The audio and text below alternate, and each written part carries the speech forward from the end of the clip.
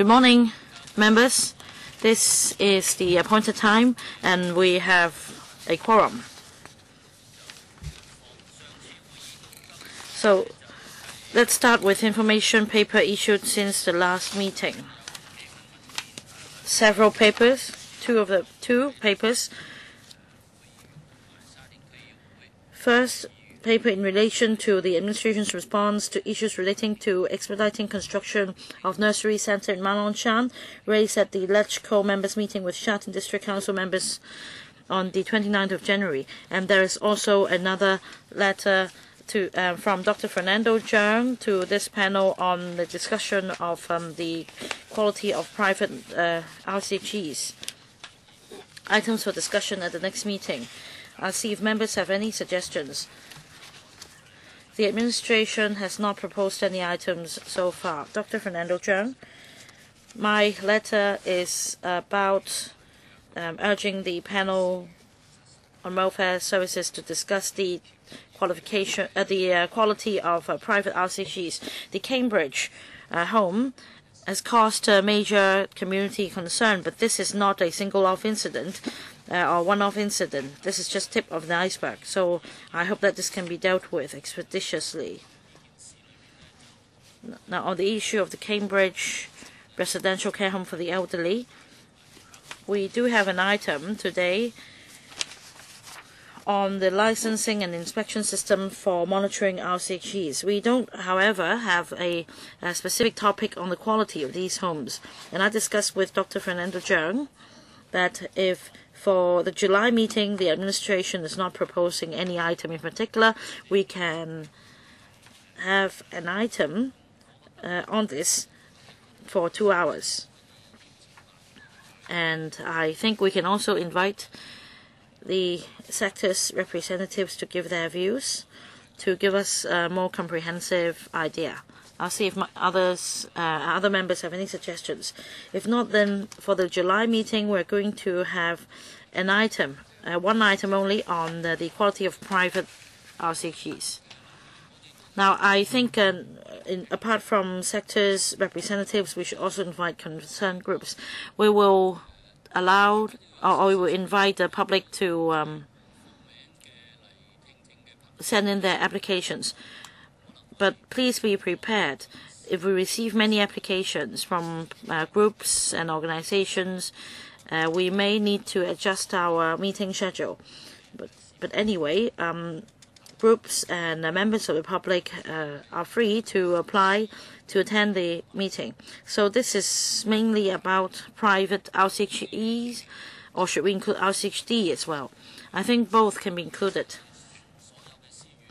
So how about all private homes? This is a hot topic at the moment. We may be focusing on homes for the elderly, but we should not rule out views expressed on homes for the disabled. Well, next I'd like to deal with another issue before I invite the administration in. I have this suggestion. In relation to the long-term service plan for the elderly, I suggest that we set up a subcommittee. I understand that the panel already has 2 subcommittees, and the House Committee has altogether 4 subcommittees in the queue. And I think, of course, there are difficulties if we were to set up this subcommittee. Nevertheless, I am going to propose this subcommittee to show the panel's concern, because the government is formulating the service plan. So I think if we set up this subcommittee at the stage, then the government will need to liaise with us. Mr. Adenau, I support your suggestion, because from the incident of the Cambridge home for the elderly, we feel that this issue is really imminent. The population in Hong Kong is aging rapidly, and the Civic Party believes that for RCGs and private ones, they should be phased out as soon as possible. And the government should take charge of this, because if you charge $6,000 for taking care of elderly people, and then they find it very difficult, let alone 9,000. You see that for Cambridge Home, they charge $9,000, and we see such a big problem. So, for the way forward, I think we really need to look into this. But as Chairman said just now, even if the subcommittee joins the queue, it may not be able to be set up before the end of this term. Anyway, I support your suggestion because we need to show the panel's concern. I'd like to know if there are other views from members. Any objection? No? All right, it will be put on the queue. Next item. Well, let me invite the administration in first. Next item is on the pilot scheme on community care service voucher for the elderly. We have from the administration, Principal Assistant Secretary for Labour and Welfare, Welfare 3, from the Labour and Welfare Bureau, Ms. Elena Chan, Mr. Lam Ka Tai, Deputy Director of Social Welfare Services from the Social Welfare Department, and Ms. Cecilia Lee, Assistant Director of Social Welfare Elderly from the Social Welfare Department. So, may I welcome the three representatives. Well, the government has submitted their paper to us. So, Mr. Lam, Deputy Director, over to you. Thank you, Chairman. This discussion paper informs members of this panel of the progress of implementation and the midterm evaluation on the first phase of the pilot scheme on community care service voucher for the elderly, the pilot scheme. Aging in place is the underlying principle of the government's elderly care policy. To this end, and the Elderly Commission commissioned a consultancy study on the CCS for the elderly in 2010. And to implement the recommendations in the report, the government secured $380 million from the Lotteries Fund to launch the first phase of the pilot scheme in September 2013. And through the CCS voucher scheme, eligible elderly can choose the community care services they need. There are two phases to this pilot scheme. The first phase had already been launched in September 2013, and in the first phase of the pilot scheme, elderly people who have undergone the standardized assessment mechanism and been assessed as having moderate impairment and living in the designated districts who are not receiving any residential care service or any care service from the Social Welfare Department, they will be eligible for the first phase of the pilot scheme. And 29 NGOs and 2 social enterprises were selected as the RSPs for the first phase, and there are 62 of them. By early April 2014, all the 1,200 vouchers had been issued to elderly persons who are eligible. And as of the end of April this year, a total of 2,185 elderly persons had participated in the pilot scheme, with 1,233 being current voucher holders. The Social Welfare Department has commissioned the South Pole Center on Aging, COA, of the University of Hong Kong to conduct an evaluation study on the first phase of the pilot scheme. And the midterm evaluation conducted by COA covers data collected from January to September 2014 from 4 major sources. And the preliminary findings of the midterm evaluation showed some success in relation to the pilot scheme, in the sense that elderly persons could now have a great, more combination of the services that they wish, and it has also been effective in elevating frail elderly persons' self-perceived health and quality of life and reducing the caregiver stress and burden. And on whether there are any recognized RSPs and service combinations and other factors, these are the major factors affecting the elderly person's choice in whether to use a CCS voucher scheme or not. And having regard to the findings of the midterm evaluation of the first phase of the pilot scheme, the COA has recommended a number of enhancements. First, a personalized approach be adopted to service provision so as to allow users to decide the most suitable mix of services. Second, expanding the service providers pool to diversify the service, types of services. Third, setting different voucher values having regard to the pattern of service utilization of service users, with the co-payment values based on means test. Fourth, providing ongoing training to RWs and RSPs on CCS voucher scheme, updating them on the latest development of the scheme, and creating an easily accessible communication platform to provide the most updated information. And lastly, enhancing the district social welfare officers' involvement in the CCS voucher implementation.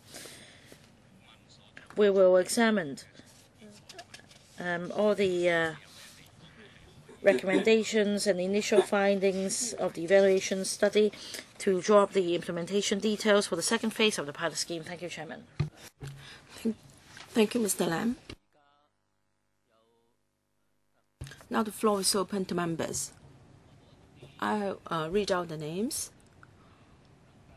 Dr Hon Fernando CHEUNG, Temyu Chung, Pan Xiaoping, LegCo. 4 minutes each, okay? Mr. Dr. Thank you, Chairman.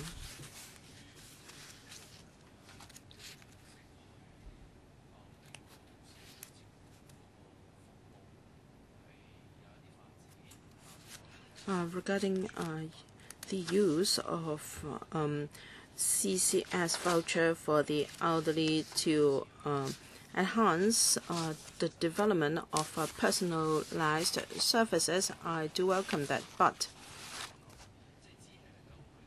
from what I've understood, you've only got tailor-made services for demented elderly.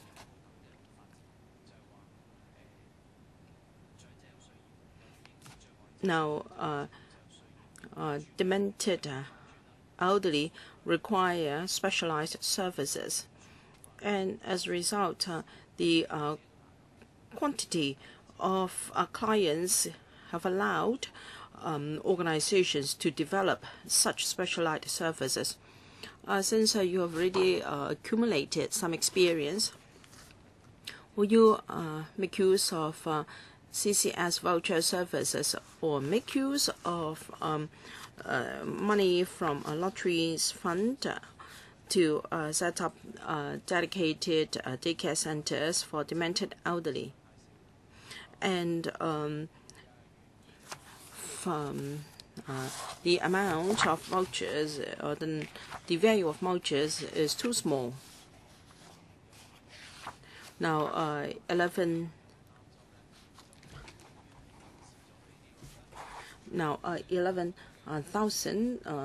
would be available, and at the second stage, can you greatly enhance the value of the vouchers so that the service providers can have more resources to provide better services? And can you extend the service period to 5 days or 5.5 a day a week? There are 6 units providing services for demented elderly persons using CCS vouchers. We hope that the voucher scheme can encourage service providers to provide specialized services for different client types, such as dementia. So regarding the value of the vouchers, when the scheme was first launched in September 2013, it was 5,800, and in the fiscal year 2014-15, we increased that to 6,000, and now it is $6,250. So every year we adjust the value of the vouchers according to the composite consumer price index. But for co-payments, we have not increased the subsidy. We've only increased the value of vouchers. And in the first phase, we have two models. First is a single track model.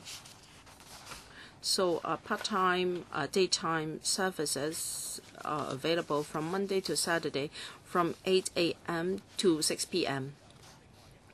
And then the other is a mixed mode. That is home-based services and part-time daytime services. I don't think you get my question. In general, they're not able to use the services for 6 days a week. Dr. Fernando CHEUNG. I think it is just on a part-time basis. Even if you spend all the vouchers, you can only procure services for 3 days. And if you want home-based services, you have to reduce services for daytime. So this really doesn't tally with your policy to encourage aging in place. If a frail elderly person requires close to 24-hour care, then this voucher scheme cannot help at all. In 2013, starting from 2013, you've invited 4,700 odd elderly persons to take part in the pilot scheme. Over 2,000 elderly persons have taken part, and currently you have only 1,200 odd users, and in current users are 997 according to your figures in the paper. There are 952 elderly persons who have withdrawn, of course, on various grounds. But theoretically speaking, if the services are so urgently needed, theoretically speaking, all the vouchers should have been taken up very quickly. You first, there were only 1,200 who joined, and then about 200 of them have got the vouchers but are not using them at all. So do the services meet their needs? Is the mix of services suitable for them? And also the fees. I think according to your paper, these are the major reasons for the low take-up rate of the vouchers. So to go forward, how are you going to improve this? About 60 of your RSPs are only providing single-digit, are only serving single-digit number of clients. I don't know how they can go on for the day care centers in particular. So how are you going to reform the system? Yes, both service users and service providers have given us their views during the midterm review. Some elderly persons want a full-time care, that is daytime care. Whether it is a single mode or mixed mode of operation, is just part-time. For a mixed mode, it is no more than 5 sessions daytime, and if it is a single mode, no more than 7 sessions. But some elderly persons and RSPs have reflected to us that some elderly persons want full-time services. So when we plan for the second phase of the pilot scheme, well, I think this is mentioned in the evaluation report. We must provide more choices for our elderly.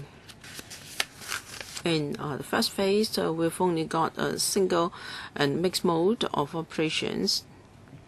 But in the second phase, taking on board feedback from the users and RSPs and views of the consultant, we will try to design our mode of service to make it more diversified. Because if elderly persons need full-time care, that will be one of our considerations. Regarding the high fees and charges for vouchers, in the first phase, we charge a flat rate of the voucher is flat. It's a flat rate of 6,250, and for co-payments there are 5 levels, and close to 80% of the users are in the 2 lowest levels. That is, every year they are paying either $500 or $750 respectively. For the former, they account for close to 70% of the users. Unless service users demand services are beyond the scope of those included in the mix, then it will be a self-financed item. And the elderly persons should be well informed right from the beginning. But for services included in the voucher, the elderly persons know very well. Home-based services would include personal care and rehabilitative exercises. So it's more than 5 sessions for mixed mode, and single mode 7 sessions. And for each session, it should be no shorter than 4 hours.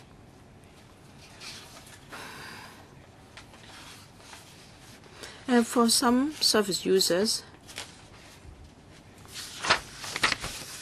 you may feel that not too many elderly persons have taken up the vouchers, because when we first launched the first phase of the pilot scheme, daycare places available was not really too much. So we cannot just consider the users RSP is serving.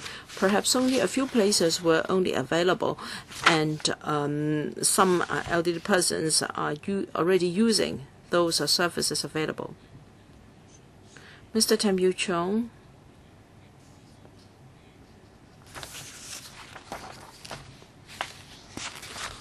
Originally, I thought that it was no harm to launch this pilot scheme so as to serve our elderly persons in the community. But however, 228 elderly persons who withdrew, I felt that there was no suitable services packages available. Now, if they have moved to subsidized or private home, that's understandable. Or if they have families to take care of them, that's okay. But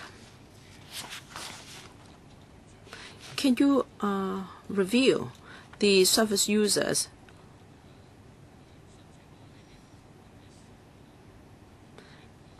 And when they joined the scheme, or when they join the scheme, their family members should be told of the details so that they know how to make use of the scheme.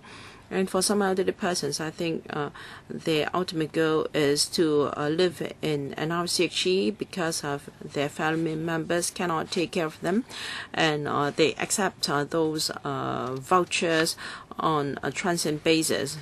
Could that be one of the reasons? I have no objection to the CCS scheme.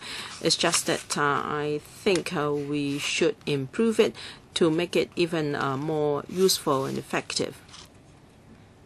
So can the SWD to take care of those points I've just mentioned? Thank you.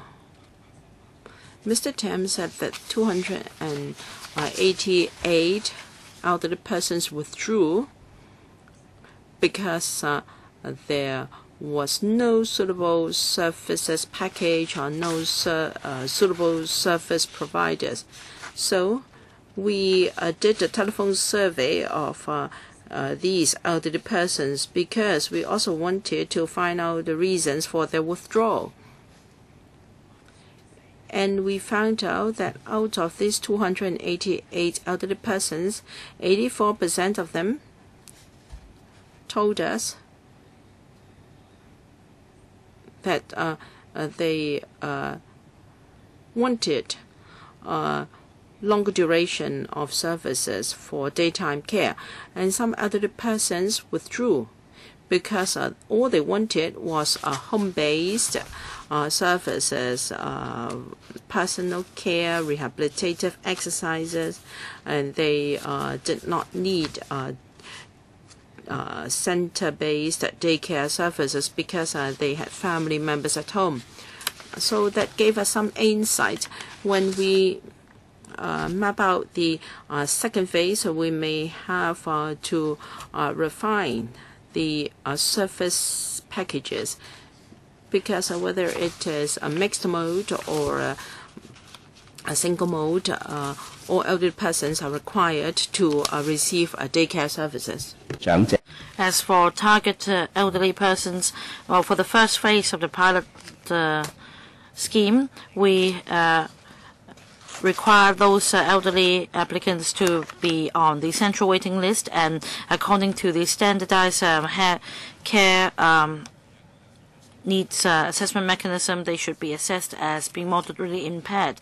And we will consider whether to expand the scope in the second phase. And according to the consultancy study, as we mentioned before, one of the major factors for elderly persons to join the scheme is for the responsible workers to explain clearly the scheme to the elderly. And we will also enhance training for these RWs. In fact, for the first phase, we held more than 10 briefings for our RWs, and will continue to work in this regard. Mr. Poon Siu Ping, followed by Mr. Leung Chi Cheung. Thank you, Chairman.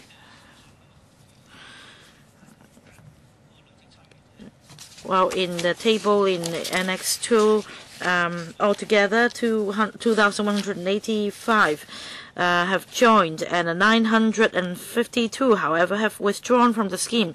And just now, Deputy Director already explained why. And then there will be enhancements with more choices for the elderly. Now, you have conducted the midterm evaluation for the first phase of the scheme, and there are 5 recommendations for enhancement. And there is also a point on the district social welfare officers' degree of participation in the promotion of the CCSV scheme. So I want to follow up on this. You expect to roll out the second phase in September 2015, is that right? So for the 5 recommendations, you're going to include all of them for the second phase, is that right?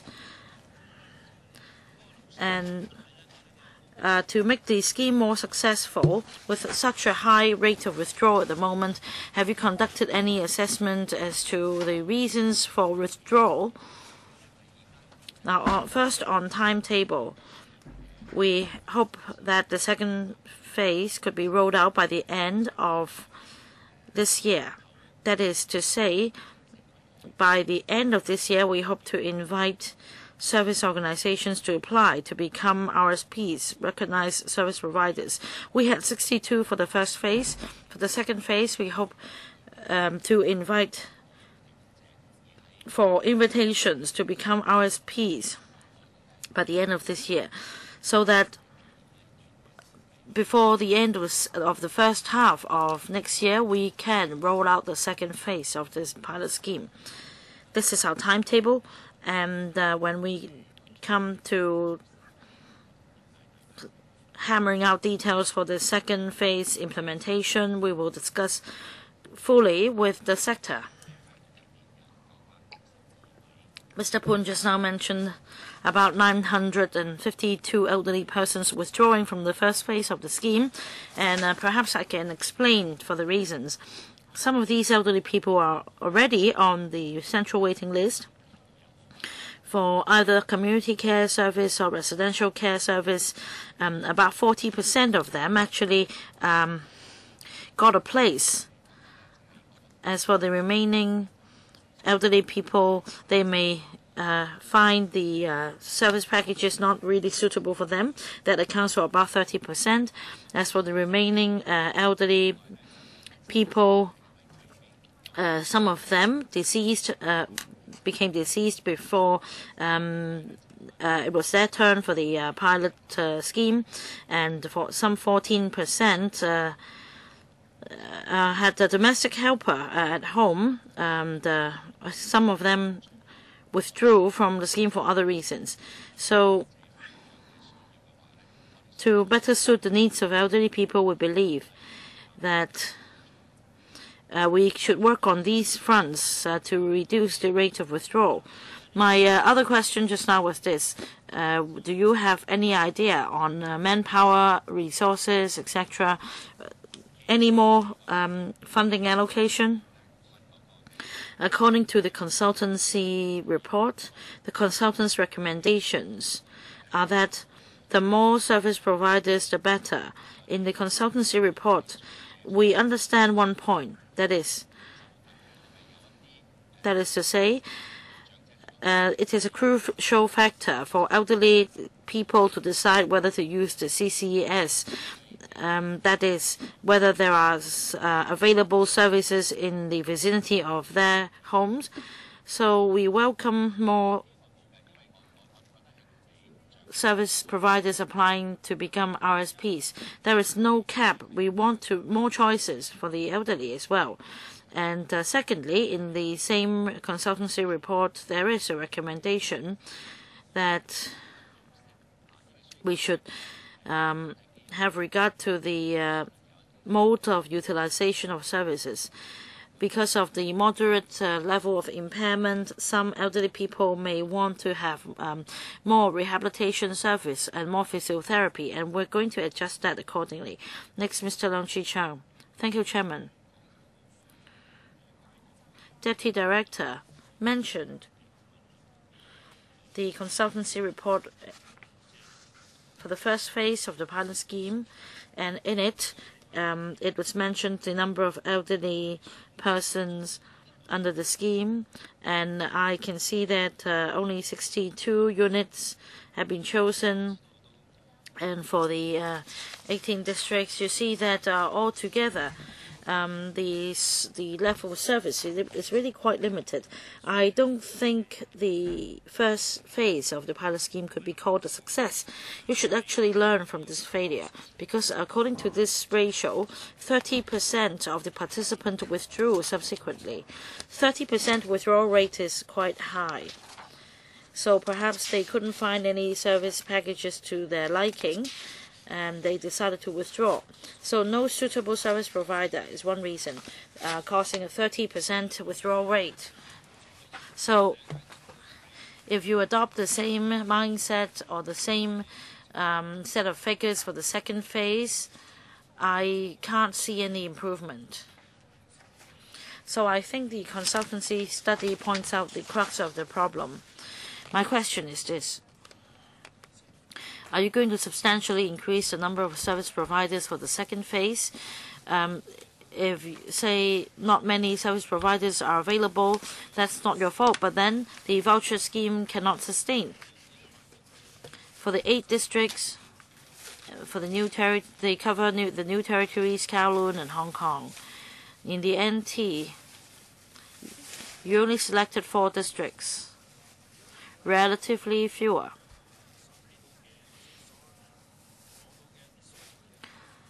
So the statistics collected may not reflect the true picture.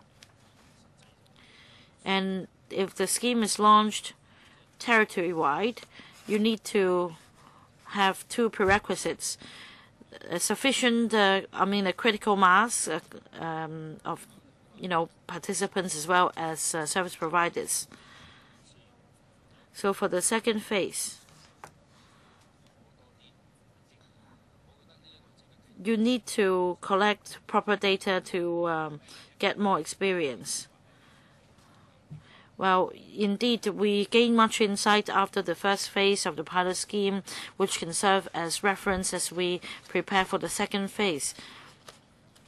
The first phase only covered 8 districts, and for the second phase, we'd like to expand it to cover the whole of Hong Kong, and there will be a greater demand, and therefore the consultancy study report also suggests that we should encourage more NGOs and other service providers to join the scheme to make it a success, and also to provide more choices for elderly people. I want to know if the SWD has this in mind. You cannot just provide voucher scheme and expect people to join. I'm only talking about private organizations. Will you have sufficient participants from the private sector and also workers? Especially if the elderly people are moderately impaired and that care is needed, will you enhance training for the relevant staff? We have a scheme that is a hire and train scheme. In those homes, we can hire young people first, and they can learn on the job, and also undertake certain training courses for them to understand better how to take care of the elderly. This is an area that we can work on to enhance manpower. Next, Mr. Leung Kwok Hong. Chairman, 3 factors: capital, manpower, market. The voucher scheme serves only as an incentive to address the issue of inadequate services. You want to introduce community care service by the voucher scheme. I understand your point, but the point is this scheme is not popular. That's point number 1. And even if you say that you want to start a second phase, what is the justification? You have the data already. There is no justification for carrying on with the scheme. So my question is this.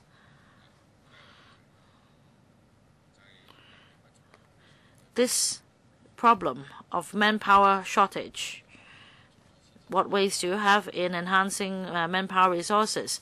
On-the-job training, that's your way forward. Do you think it will work? I haven't even asked you the turnover rate.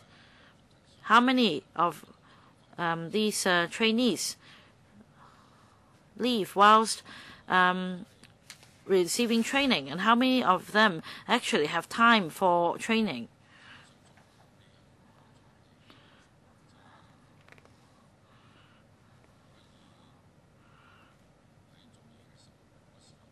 Have you helped these trainees by, say, taking time off their job to allow them to undertake training? No. So, inadequate resources, inadequate manpower, and a distorted market.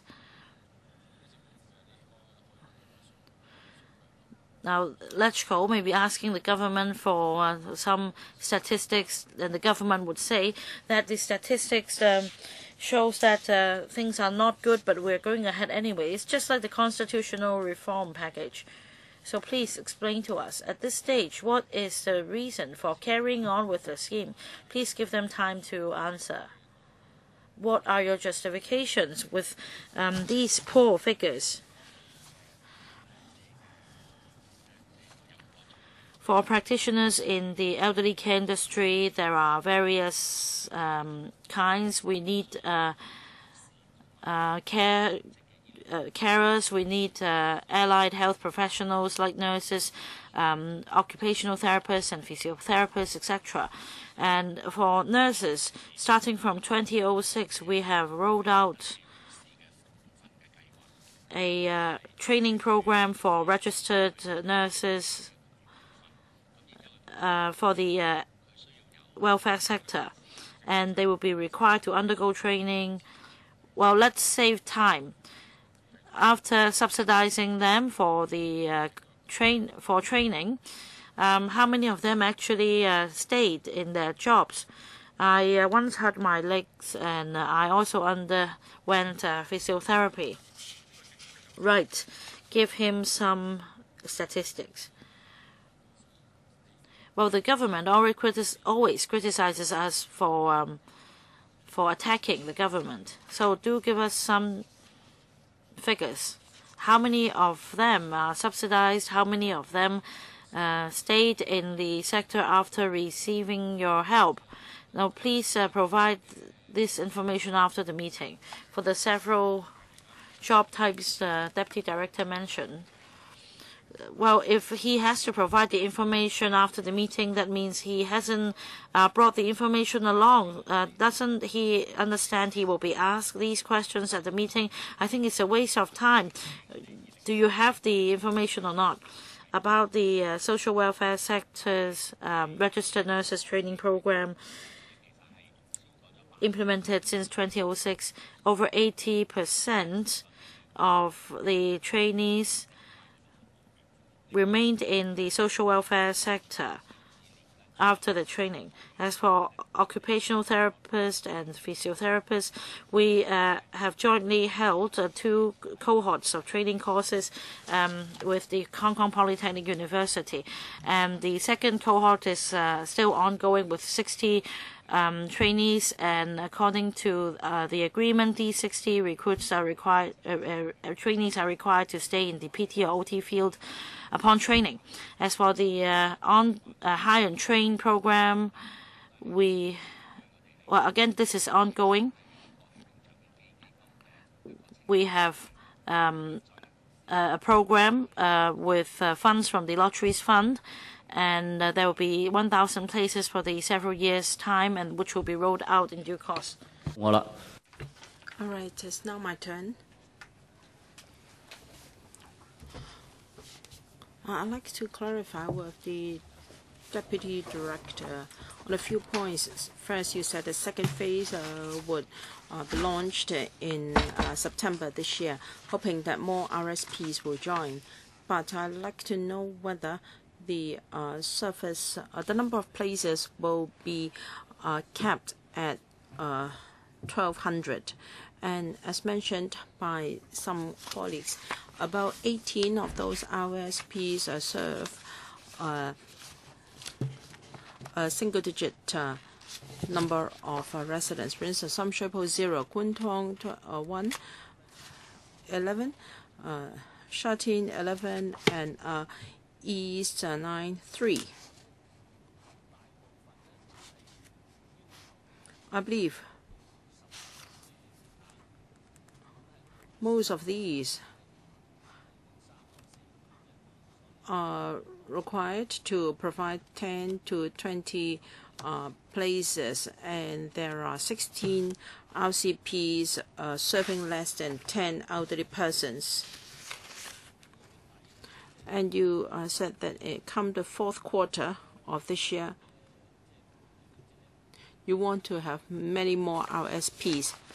I'd like to know whether the number of places will be capped at 1,200. If yes, I'm worried that this may not be feasible. All right, you like to number the different RSPs in the district with 1, 2, 3, 4. All right, for these 62 RSPs, can you tell us the number of elderly persons they intend to serve and the total number of persons they are serving? Because for Sha Tin 1, it is now serving 52 elderly persons.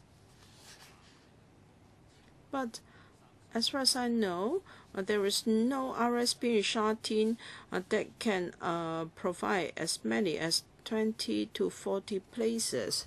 So is it true that the overall demand in Sha Tin is high? Deputy Director: yes, we provide 1,200 places, And in phase 2, we are going to increase the number of places. So how many for Hong Kong Island? We are now still planning for the second phase. Phase 1 is 1,200, and I think for phase 2 it won't be 1,200. When can we know? As I said, we hope that before the end of this year we can invite service providers to become RSPs. I think by then we'll be able to have a rough idea. And secondly, the number of places we intend to provide.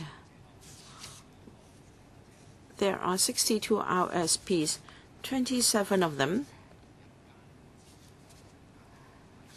are providing 10 or less places of daytime care, of daycare services.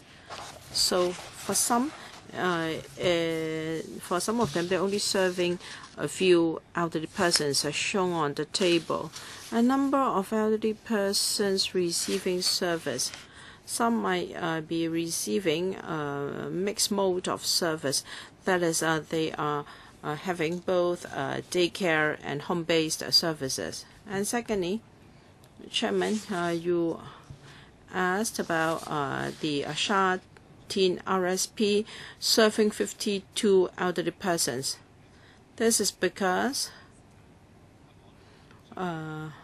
for daytime daycare services, there are different sessions.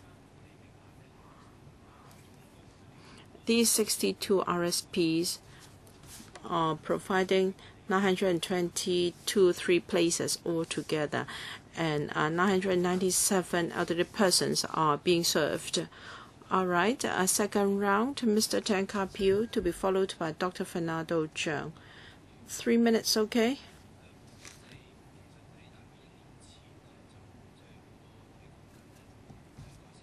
About a year ago, many organizations providing home-based services claimed that they had seen no increase in resources. It's about 4,000 odd per unit, and some said that once an elderly person has received home-based services, then subsequently, even if they are offered a place in RCH, they wouldn't mind remaining at home. Of course, I think you should increase the amount of subsidy for home-based services.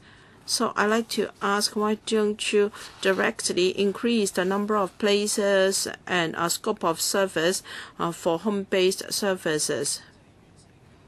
Why?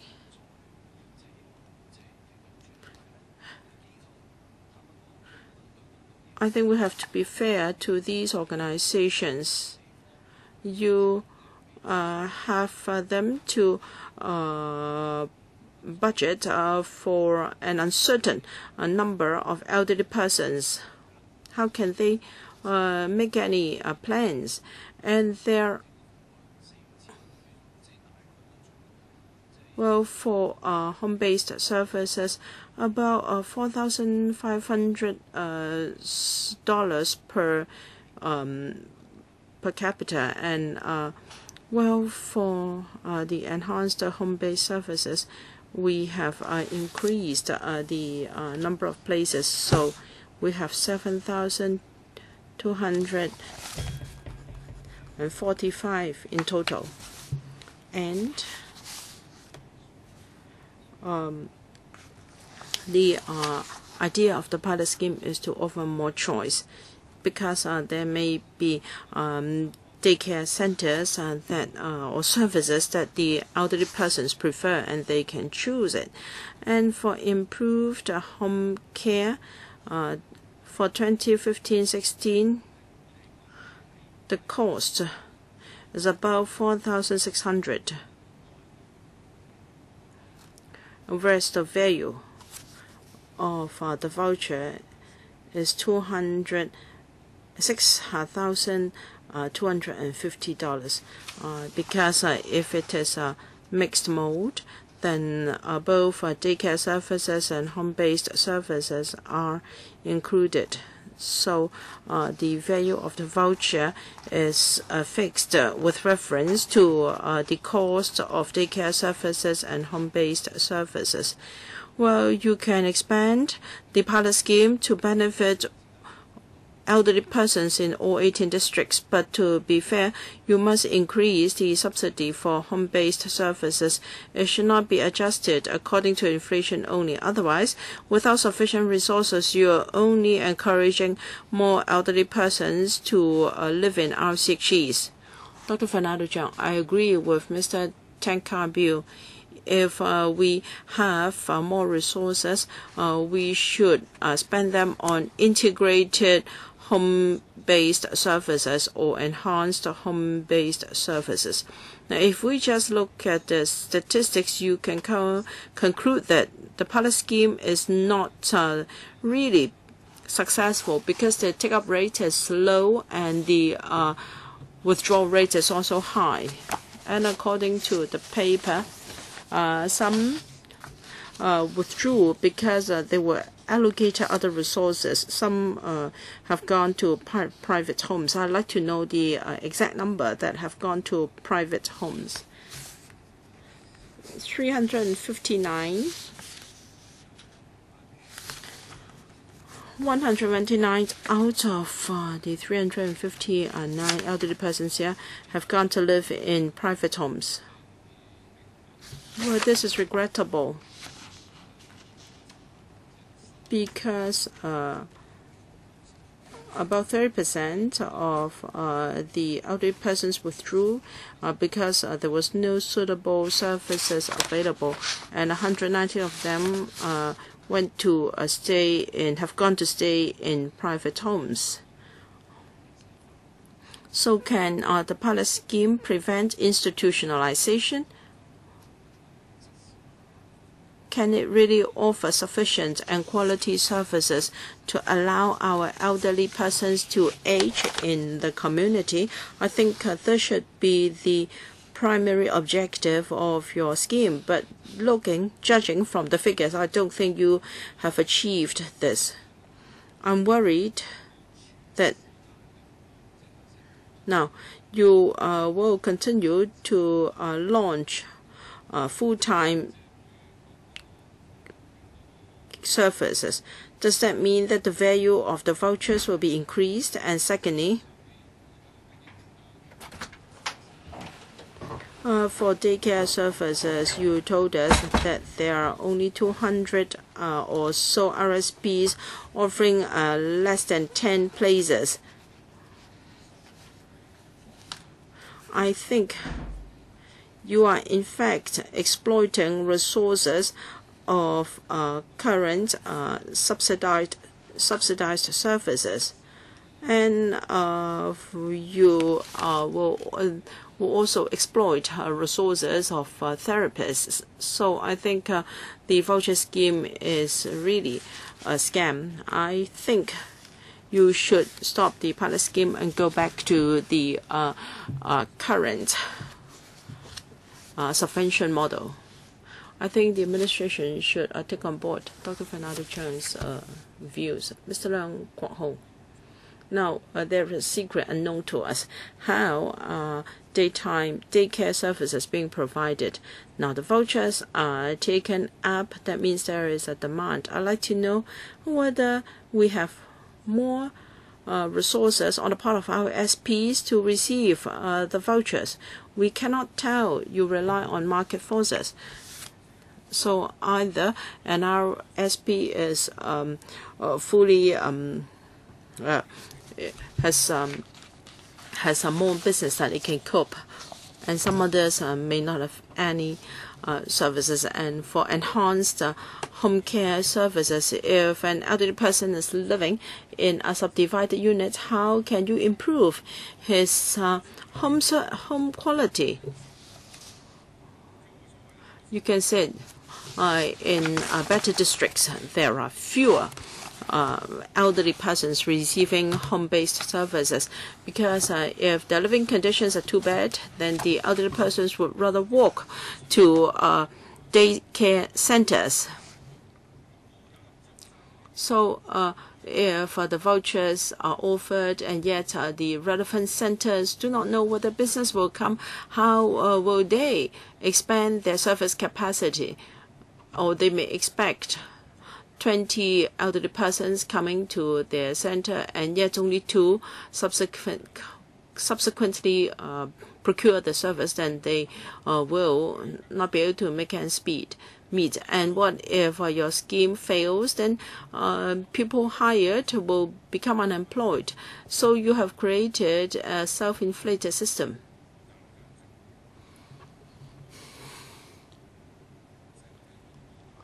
Chairman, I have seen pictures where people were walking in a maze. They could never find a way out.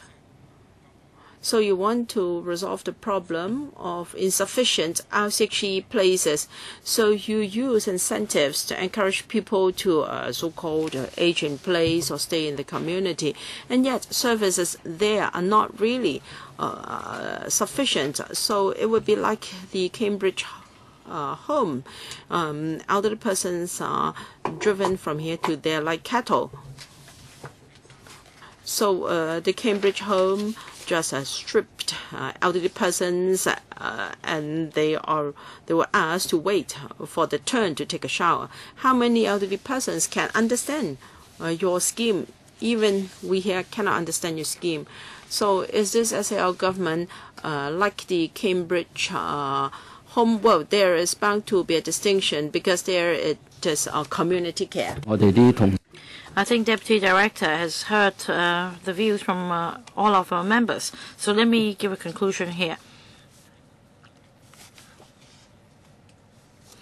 Now this paper contains the COA's recommendations in para 12. However, they're not comprehensive enough. There should be a recommendation on the effectiveness of the mode of service. So I'd like to have this report submitted to this council for us to read in greater detail. You have provided the summary here, but I'd like to read the full report so that we know better how to give help. So please give us the report on midterm evaluation too. And secondly, for the 62 units,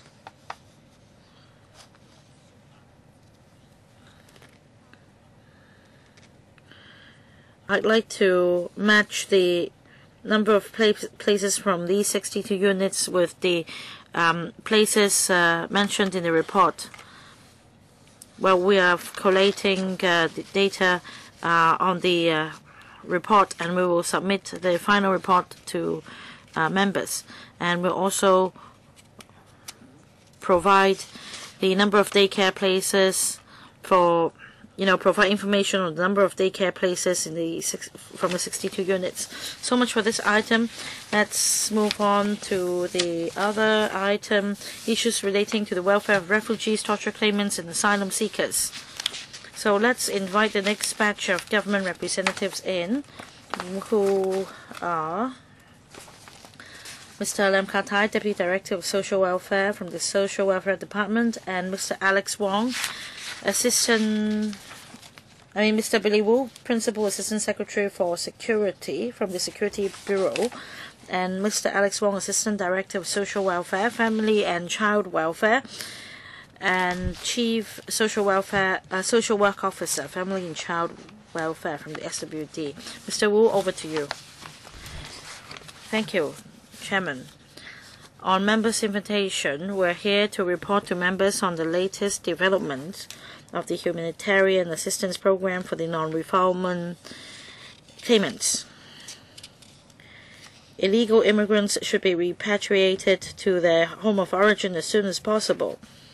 However, pursuant to the applicable United Nations Convention and the multiple court rulings in Hong Kong, if these illegal immigrants claim that they would be subject to torture, cruel, inhuman, or degrading treatment or punishment or persecution at that country on returning to the country, and that they refuse such repatriation, we must consider such claim, and in assessing such risks, that we must meet the high standards of fairness.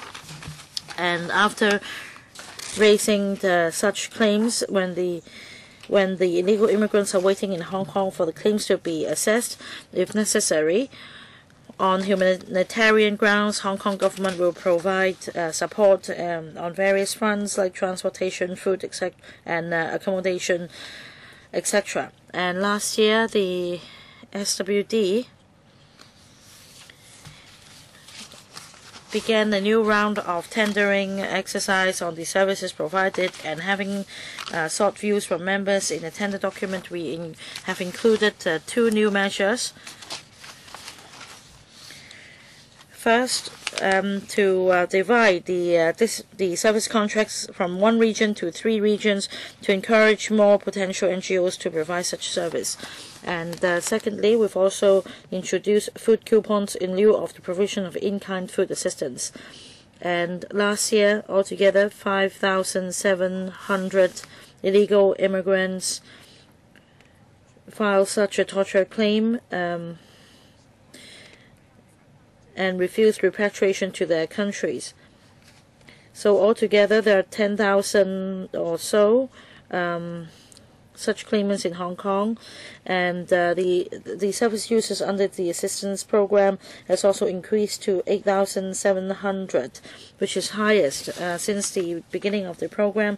In the 2015-16 financial year, we have reserved for the time being $300 million plus, and the new service contract has commenced on the 26th of May, and all the service users have been informed of the new contract and the new arrangements, including the food coupons, and the SWD will continue to monitor the implementation of the program to ensure that public funds are utilized properly, and will also expedite the assessment process, and the non-refoulement claimants whose applications have been turned down will be repatriated to their home countries as soon as possible.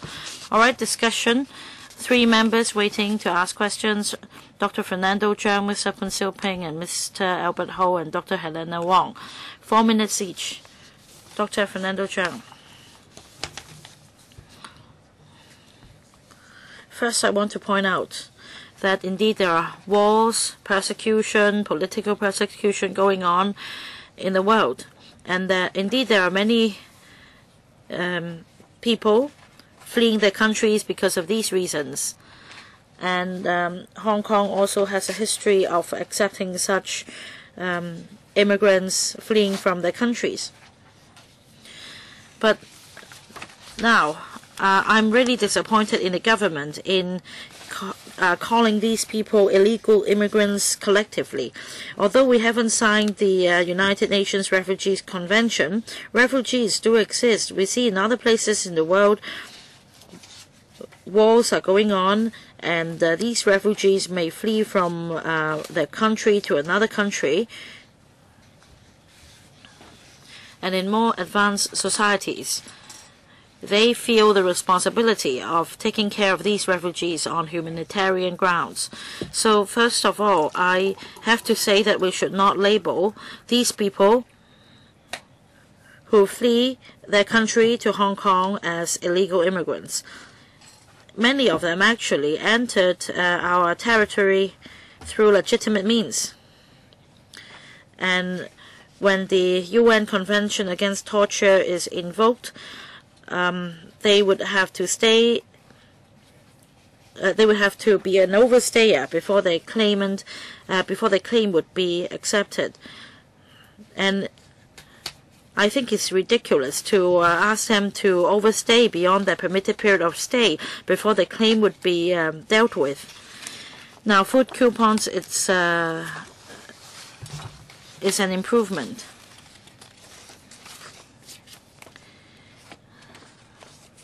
Well, in the past, many media organizations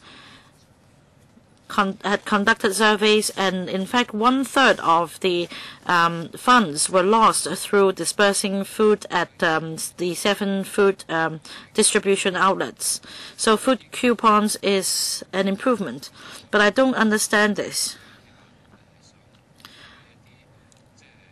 Some refugees would like to buy food for the baby, like formula milk, and they are prevented from doing so. I think if it were liquor or cigarettes, that's reasonable. But why is it that for chocolate, ice cream, popsicles, why are they also prevented? Who set the rules? If the refugees use food coupons to buy chocolate for the children, they're not permitted to do so.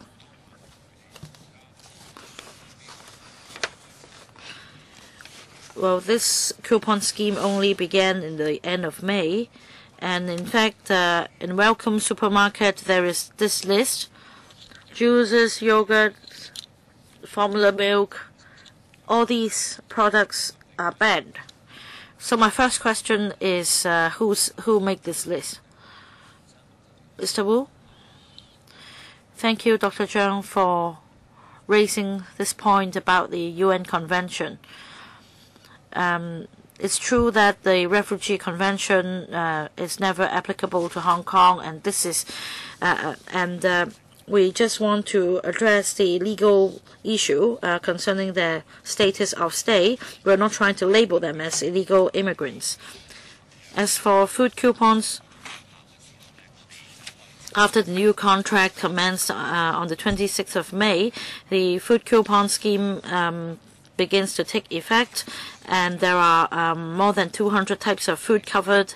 As for baby food products, there are 40 of them, 40 different types, and we will review from time to time items covered in the food coupon scheme, whether we should add more items.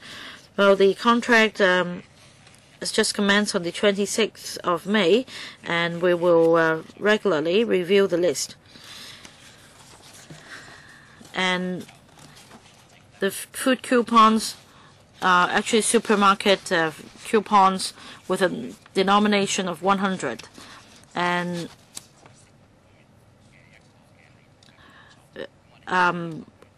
we're actually preparing for an e-food coupon scheme.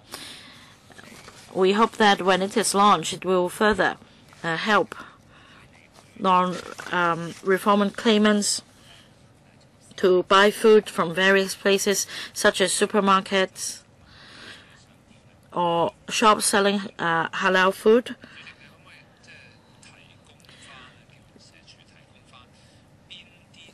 Chairman, can you ask them to provide the list of banned products? Because they come from different backgrounds. Yogurt may be a staple food for them, and they have been rejected from buying juice or formula milk, and the cashier is required to check all the products on the list. So please give them a list of permitted and not permitted products. Yes, we can do so.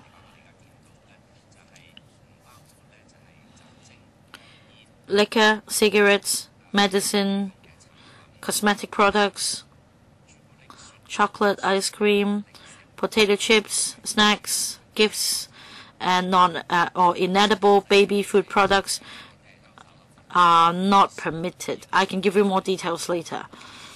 Inedible baby products. So formula milk is permitted, but they tried and failed. So perhaps the director should prepare a list and set out the principles. So as I heard your explanation just now, I feel that there must be some underlying principles. You should explain them clearly, also for the intermediary organizations to explain clearly to service users. Mr. Poon Siu Ping. As there are more and more non-refoulement claims, the government just now said that the assessment will be expedited as soon as possible. I'd like to know roughly how long an assessment usually takes, and what is the longest stay according to the cases you have. And sometimes, according to media reports, there are illegal immigrants of this nature working in Hong Kong, although they are not permitted from doing so. I'd like to know the details, where they work. And thirdly, I'd like to know whether it is due to insufficient assistance. I'd like to know if the SWD has been giving extra help with their living expenses in some of the cases. So, thank you, Mr. Poon, for your questions.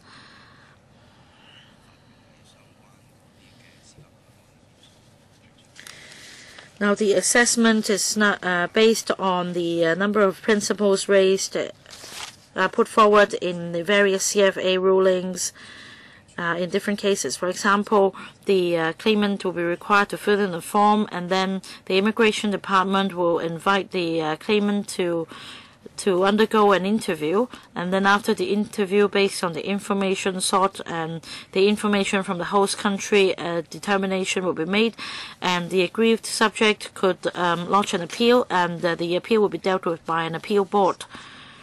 At present, the appeal board comprises former magistrates and judges. The assessment process depends on whether the claimant has provided full and comprehensive information in one go, and whether the claimant is cooperative in the process. And in the process, we provide publicly funded legal aid to assist him. A person has about 7 weeks to fill out the form, and that is a consensus we arrive at after discussing with lawyers under the USM. And some may may need 1 or 2 interviews, and the average processing time is about 13 weeks, and the immigration department also takes about 4 to 6 weeks to make a decision. So the average time required for processing a case is about 6 months. We are now actively discussing with the 2 legal bodies to see how we can speed up the process, because we have close to 10,000 cases waiting in Hong Kong.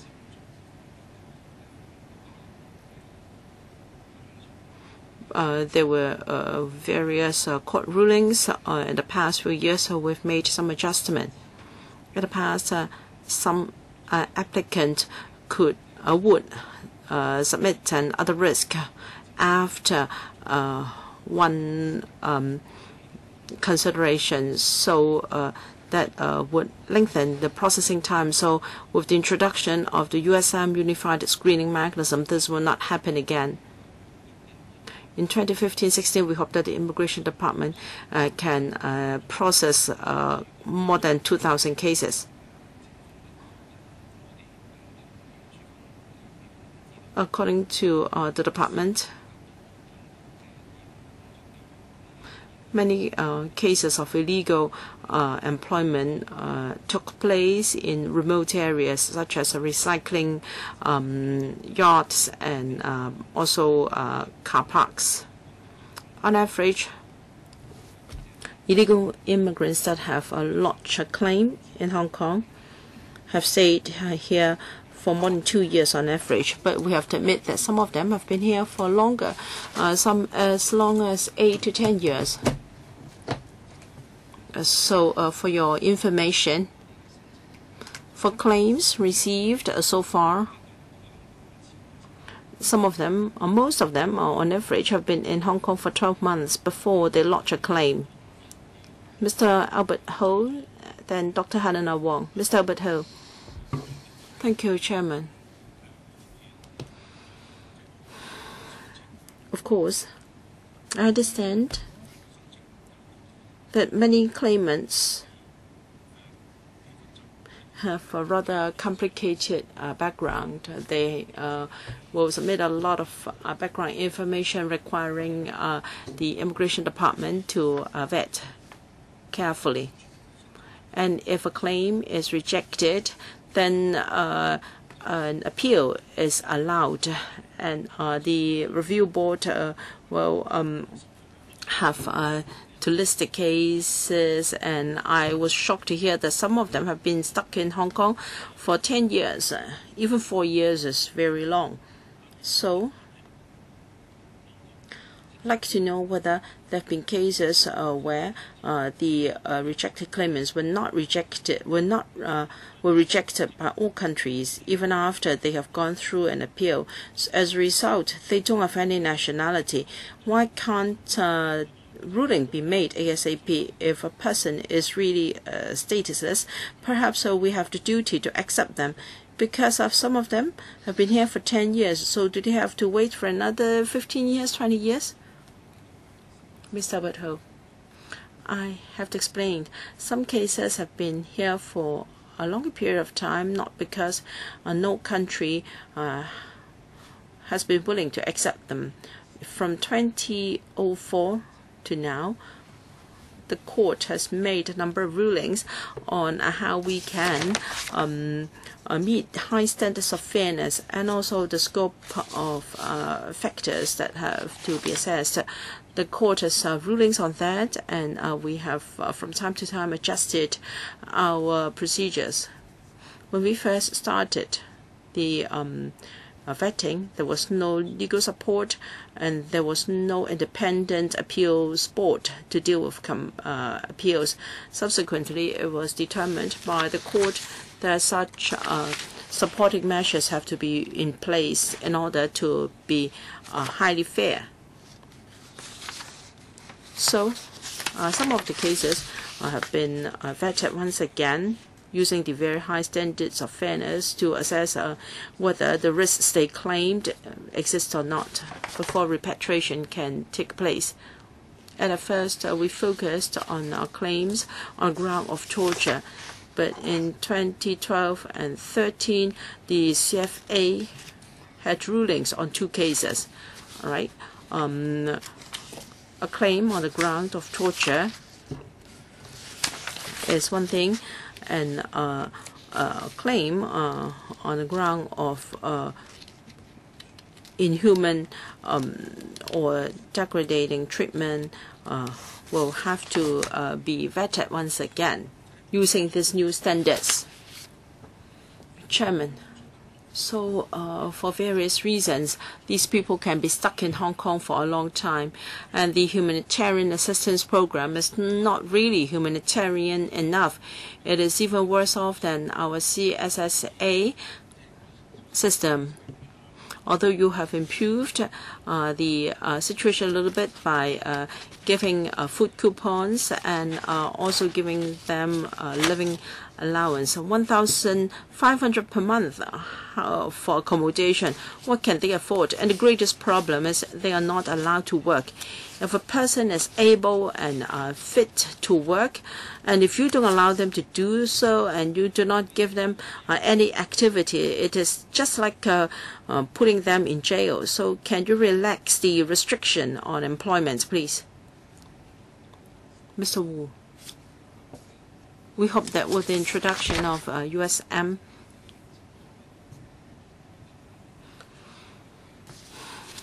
whether it be the scope of vetting and also the process, we are very close to other common law jurisdictions. We hope that the vetting can be done very quickly so that we can come to the conclusion of whether to repatriate them or to allow them to stay.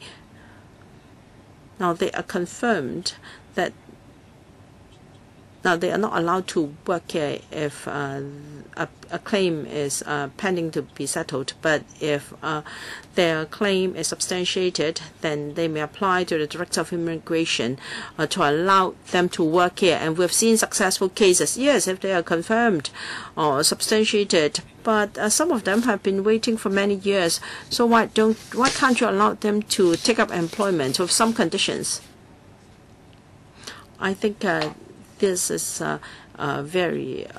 these are serious immigration control and immigration employment implications. So we're not going to change the policy. Dr. Wong, it is unacceptable that these claimants have to wait for 8 to 10 years pending the case is settled. Can you give a performance pledge? For instance, for those who are here, their claim must be settled within no more than 2 years upon arrival. You said that you hope to be able to deal with 2,000 cases per year, but this is meaningless to us. I think the significant criterion is how much time a claimant has to wait. So you want to deal with 2,000 cases per year, but every year you have at least 5,000 new cases. So you should have a performance pledge such as no more than 2 years. If you don't have enough personnel, you should recruit more people. If the procedures are too cumbersome, then you may want to have a fast-track approach. If, however, you decide on 2,000 a year, then this is very inhuman because they are just kept from becoming destitute here. You give them some subsistence, but you don't allow them to work. $1,500 per month, what can they rent for accommodation? Can you tell us where the claimants live with $1,500 per month? They're not allowed to work. Do they come to Hong Kong with a lot of assets? Can you tell us usually where they live? And on the point of employment, if they have no idea how much longer they have to wait, shouldn't you designate places of employment for them so that they can top up their means of subsistence? Well, may I clarify that for a case having to wait for 8 to 10 years, that they are extreme cases. But on average, claimants have stayed in Hong Kong for 2 to 3 years. And just like members wish, who would like to do it as soon as possible. And for the procedures, according to court rulings, there are steps we must follow. And within that broad framework, we will see whether some of the nitty-gritties can be expedited and whether the time for filling out a form can be shortened so that the processing time for each case can be shortened as far as possible. We've started our discussion with the two legal bodies to see areas where improvement can be made. We hope that within the very near future, we'll be able to propose improvement measures. Regarding the rent allowance, can I defer to another colleague? Where do they usually live with $1,500 per month? Most of the claimants live in Kowloon and the NT.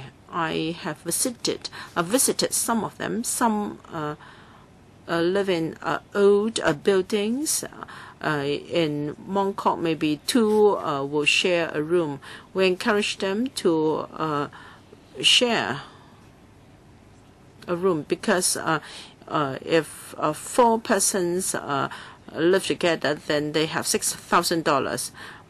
If there are 2 rooms in an apartment, then we can accommodate 4 because this is not a welfare provision. This is just humanitarian assistance. We do keep track of the situation. Last time when we enhanced the services, the rent allowance was increased to $1,500 per month as it is now. What about allowing them to work in designated types of jobs? For instance, can they be allowed to work in recycling parks and also some construction sites? Well, I was talking about places where they were found to be working illegally. Once a case is substantiated, we can give discretion in approving the application. But for some of the cases, they've been waiting for 8 to 10 years, so they have been destitute for a long time before they decided to take up illegal employment. If you allow them to work in designated trades, perhaps they will not be illegal workers anymore, but legal. So we will expedite the vetting process so that these claimants don't have to wait in Hong Kong for too long. However, if we relax the rule for working, it would involve a major social and labor policy, and we won't change this for the time being. I think colleagues are not saying that these claimants can seek employment anywhere they like. They will talk about some designated jobs. But anyway, please think about that. Mr. Wong Chi-Cheung is really worrying that with so many of them in Hong Kong, they may be a heavy burden on society.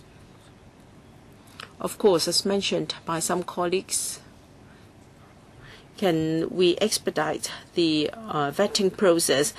Can we have more manpower to deal with their applications? That is better than thinking of how to give them better assistance, because this will truly help them to find a solution for themselves. Well, Chairman, I recall at the security panel we also discussed the same issue. Perhaps today there are questions for the Security Bureau to answer. For example, let's say you prevent such a claimant from working, and then this claimant works illegally and gets arrested. And since you cannot repatriate him, what else can be done? Nothing can be done. You can only fine the employer as long as somebody is willing to employ the illegal worker. Nothing will happen to the illegal worker himself. And the situation is most disastrous in Yuen Long because they work in the area, so the Labor Department may not be able to catch them. The Immigration Department can do nothing about them since the assessment is going on.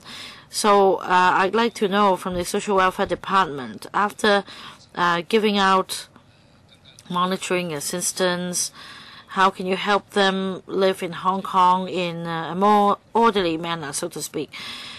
As for food, I mean, for those on CSSA, will assistance be given on a pro rata basis, $1,200? That doesn't seem to be adequate. Perhaps that's why they resort to work illegally.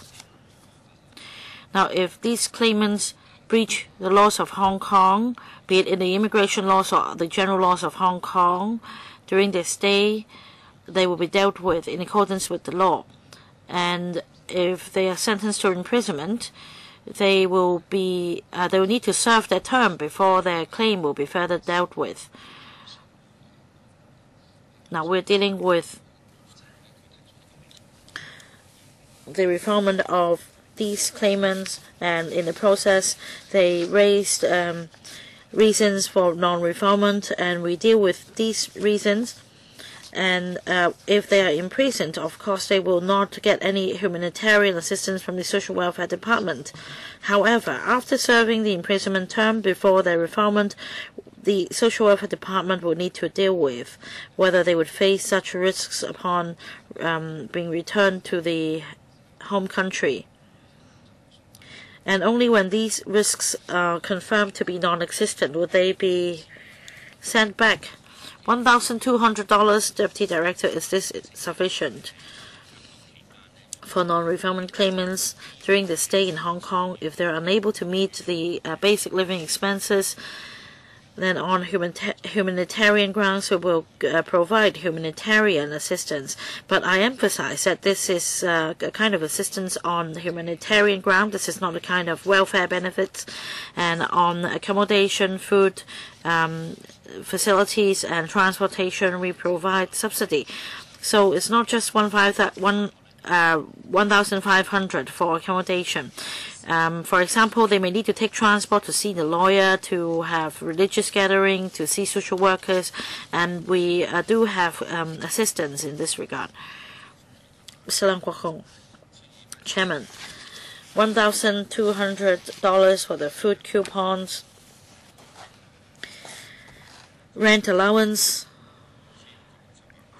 $1,500 and $750 and $300 per month for utilities. That's all. Although you say by discretion you can approve a high amount, but still I think basically it is not sufficient. So there are only two ways to address the problem. One is to withdraw from the mechanism altogether and stop any claimant from coming, because you're working for mainland China and you can do that.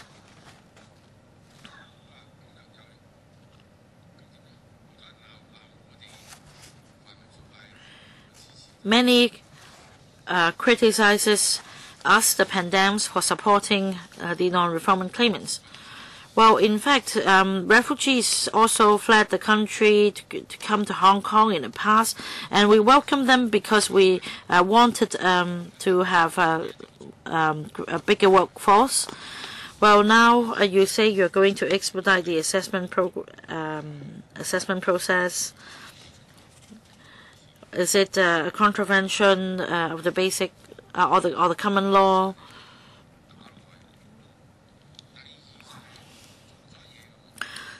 And you cannot really expedite the process because you need to observe the court's rulings. And secondly, according to the government, we're at the state of full employment. So if you allow them to work subject to your supervision, it will be better than allowing them to work anywhere. And in fact, the CSD's cost, or the Correctional Services Department's cost, is much higher than that for CSSA because the security factor is involved. So three options. One is to ask them to go to mainland China. The other is to expedite the progress. The last one is to allow them to work under your supervision. Mr. Wu. Thank you, Chairman. Thank you, Mr. Leung, for your question. Let me explain once again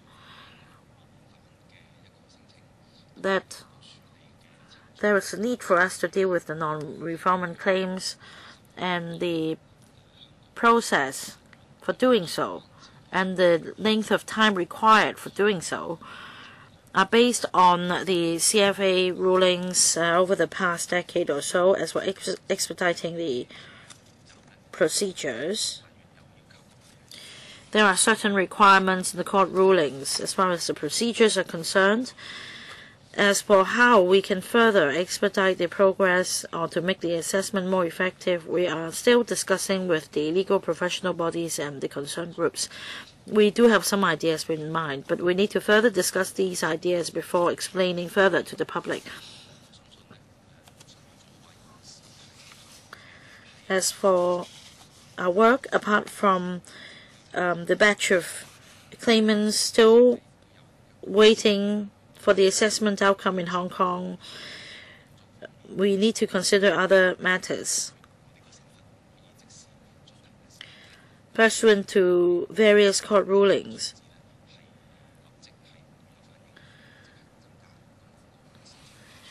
Because we have not been able to deal with the matter of refoulement immediately, we see an upsurge in the figure of illegal immigrants coming to Hong Kong.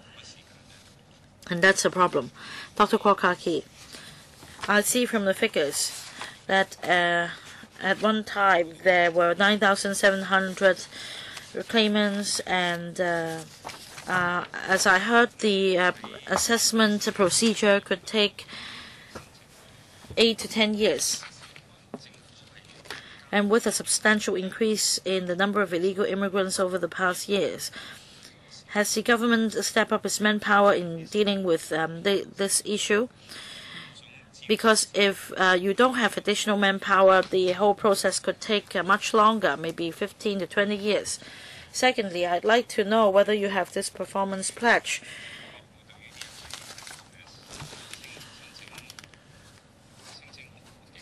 Otherwise, it will not be fair to either the non-refoulement claimants or the government.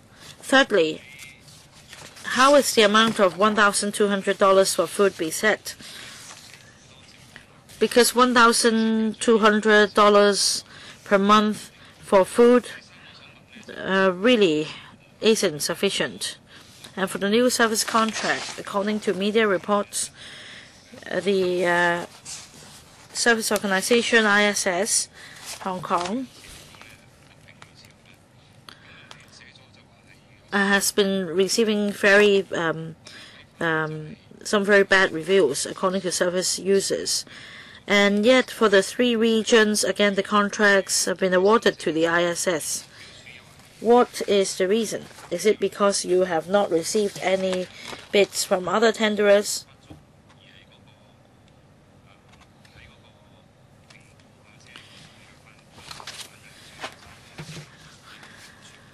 Why is it that despite the poor review and the feedback, you still allow the ISS to take up all 3 contracts?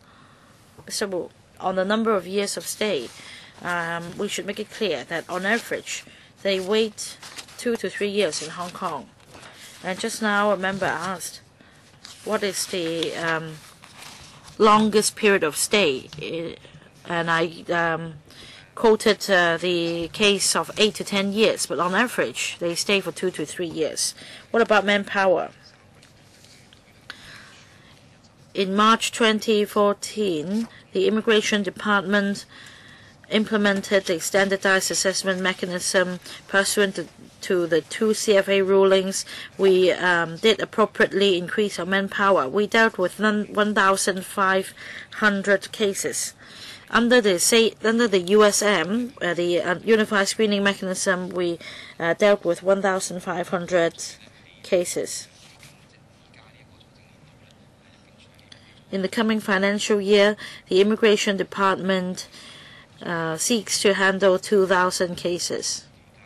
And I want to clarify that when the claimants are waiting in Hong Kong, if they think that their stay is too long, they can request the Immigration Department to deal with their case as soon as possible. And we anticipate that this will take 6 months. And we are discussing with the relevant groups how the procedures can be expedited, such that in the future the whole process will not take more than 6 months.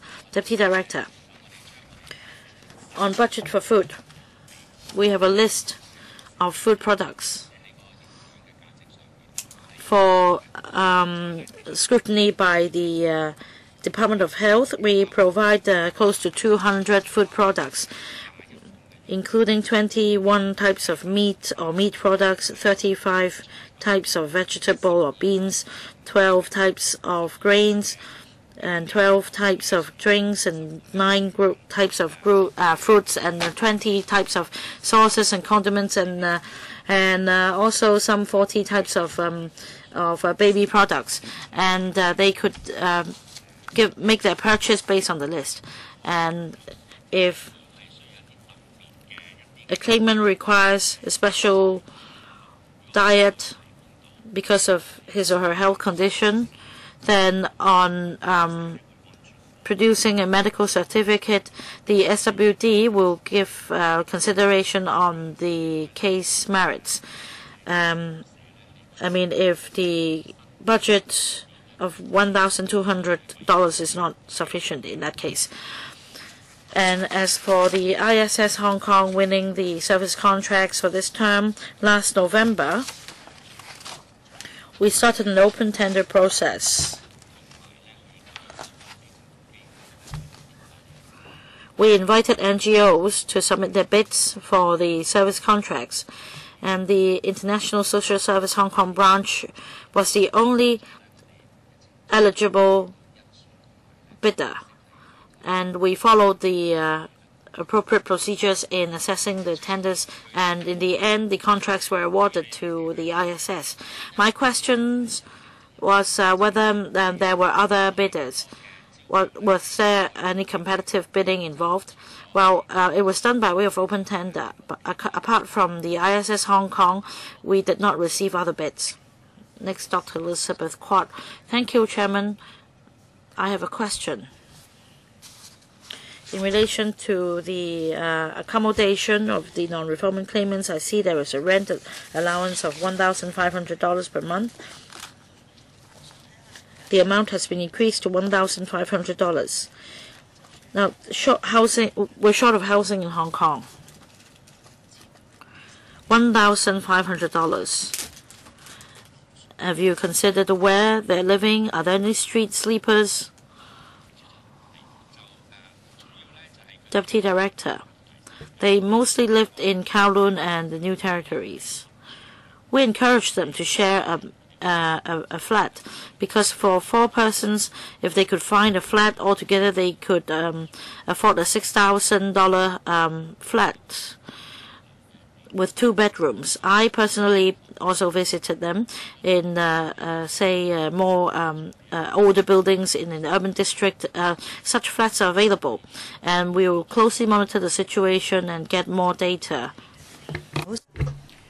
Chairman, I'd like to know whether the administration has the addresses of all 9,000 odd claimants in Hong Kong. The ISS is serving 8,600 claimants, and they know where these people live. Is it mandatory for the claimants to give their addresses to the ISS, or can they just report any address they like? When a claimant submits a claim to the Immigration Department, he is already required to provide an address to the department for correspondence purpose. And when they seek humanitarian assistance from the ISS, they also have to provide their address, because many claimants have stayed in Hong Kong for a while before they seek help from ISS. According to statistics, on average, they would only make a claim to the Immigration Department after they have been here for about 13 months on average. And when they seek humanitarian assistance, including rent subsidy, they have to provide a tenancy agreement. So whether it be the Immigration Department or the ISS, they do have the addresses of these claimants. Do I have time? I'd like to know whether there are cases of many people providing the same address, and it is actually unreasonable for the place to accommodate so many people. Well, we have to check information from ISS first before I can reply. And I also like to seek information on the following. Perhaps a paper can be provided after the meeting. I'd like to learn more about their state of accommodation. And do you know whether any of them are street sleepers? Do you know? As far as I know, there isn't any. if somebody sees a claimant being a street sleeper, although he has received a rent allowance, how will you deal with the case? We will certainly ask ISS to contact that person at once, because when a case comes to the ISS to apply for a rent or traffic allowance, the ISS must make an assessment, individual assessment. They have to visit the accommodation to look at the conditions. They have to make a thorough assessment before giving the rent allowance. Okay. 3 members, second round. We're a bit tight in terms of time, 2 minutes each. Dr. Fernando CHEUNG. When the contract was to be awarded, you turned that to 3 agencies, and one of the terms in the tender is no single organization can get all 3 contracts, and yet the SWD has failed to follow this. This is regrettable, because we've seen many problems with the ISS in carry out the contract. Now, $1,500 per month. It is very difficult for anyone to rent any decent accommodation. If they're willing to share a flat, that is better. Otherwise, many refugees are paying well above the rent allowance. So I'd like to ask why can't the ISS sign the tenancy agreement on behalf of the refugee? In fact, many refugees have to pay more than $1,500 for rent. I don't think this is possible, because these people are not allowed to work. They do not have any income. Where can they find the money to rent a bed space that costs over $1,500 in rent? Isn't this measure forcing a refugee to do something illegal? They cannot rent a unit costing over $1,500 without any income. So I'd like to know the number of cases where there is overpayment of rent, and why can't ISS sign the agreement themselves, and what is the mechanism for adjusting the rent and food allowances?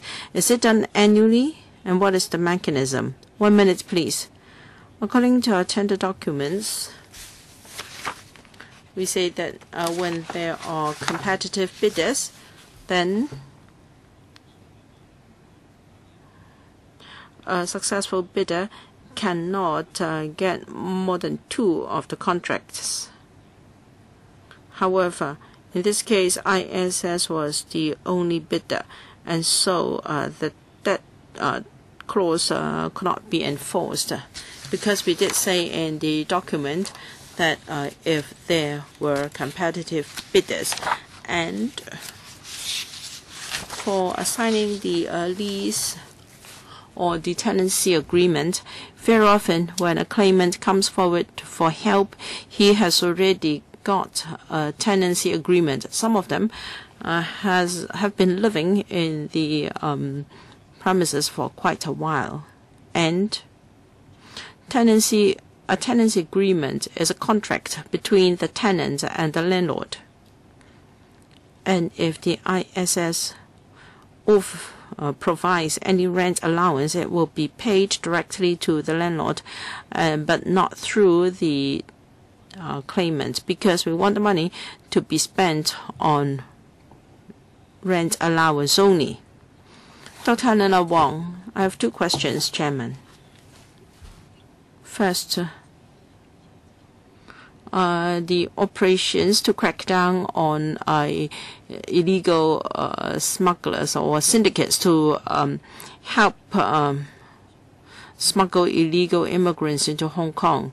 So because some of the claimants may not be genuine refugees, can you tell us what does the Immigration Department do to crack down on smugglers? And secondly, Usually, if an II is seized, is arrested. He'll be detained for a few days before a special permit is given to him. I'd like to know how long will he be detained, because according to a court ruling, a refugee sued the Immigration Department, the SWD. Well, in 2006 October, he was detained. And he was detained for 3 months and only released in January 2007. And according to the judge, the situation was very bad. The person was not allowed to bath, to brush his teeth for 44 days, no change of clothing, and he was asked to sleep on the floor during the detention. And the government was asked to pay $220,000 in compensation to the claimant.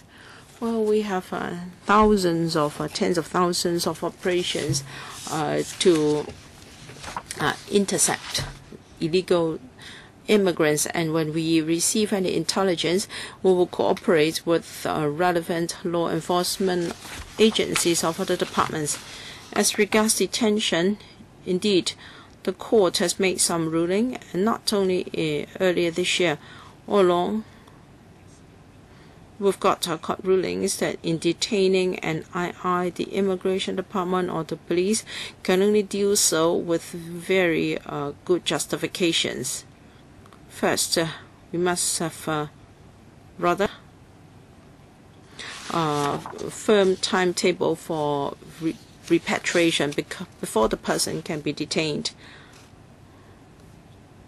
If there are unclear areas during the investigation and a longer time is needed, then most of the claimants are given a permit so that they can go free in the community. I think over 80% of the claimants are not being detained. But how long will a permit be given? That depends on the merits of the case. Usually the detention cannot be longer than what is necessary. So would you call that case of over 3 months of detention rather unusual? I don't have such information, but the court has already made a ruling. Mr. Albert Ho, I'd like to know whether there was ever any claimant from the mainland. If yes, will you handle such a case? And if not, have you ever, if so, have you ever encountered any litigations? Article 3 of the UN Convention mentioned that if a person will be subject to torture in another country, then the state party cannot repatriate or remove him to another city or to another country, and that is one article under the convention. And under the USM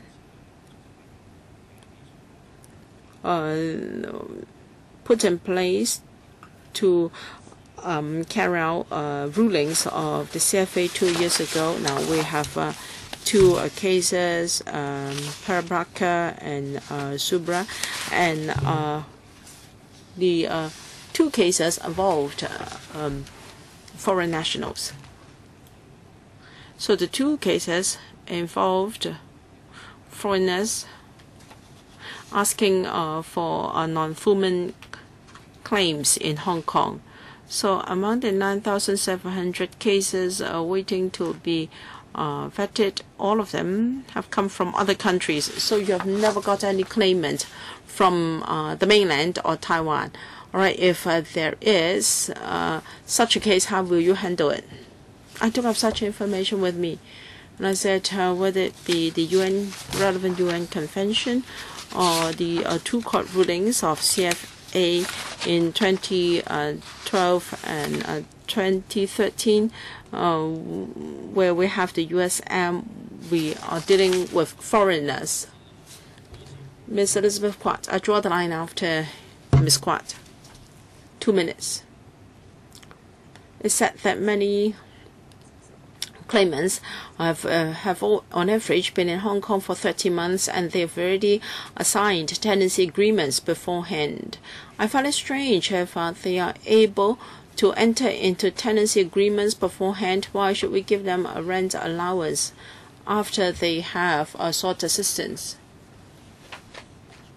For some of them, they've already got a tenancy agreement before they came to the ISS for help, and some had friends or relatives in Hong Kong. So, for these claimants, in the past, they were able to get help from friends and relatives in Hong Kong. But perhaps after a while, they found that they could not rely on their friends or relatives in the long term, and so they came to the ISS for help. Have you got statistics on whether they were working illegally during the first 13 months they were here? The SWD hasn't got such figures. Mr. Wu, well, I do have such information with me at hand. I will try to find out later. Would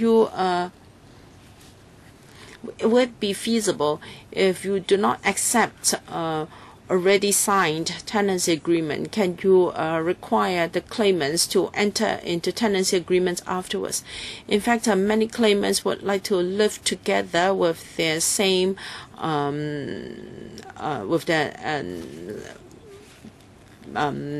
compatriots.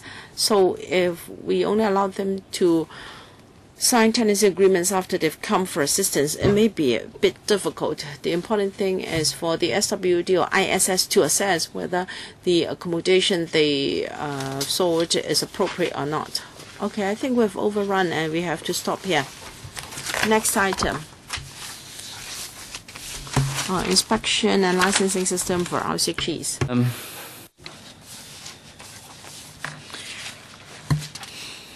同官員入嚟啦，咁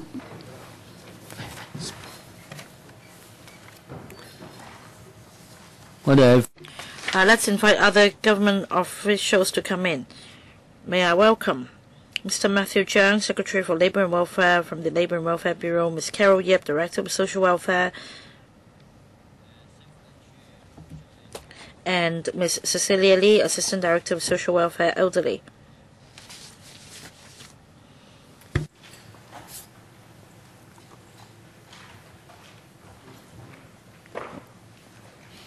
I'm sorry, we're running a bit behind schedule. So, Secretary, could you very succinctly walk us through the inspection and licensing mechanism for LCGs, and then the floor will be open for questions. Well, let me briefly explain to members that under the LCG ordinance, we established a licensing mechanism to monitor the performance of LCGs. And in relation to the management, equipment, location structure, manpower, facilities, etc., all of these will be monitored. And we also carry out inspections according to the ordinance. And we have 4 teams altogether, comprising 36 members who carry out inspections. And these staff members include social work inspections, and they carry out social work inspections.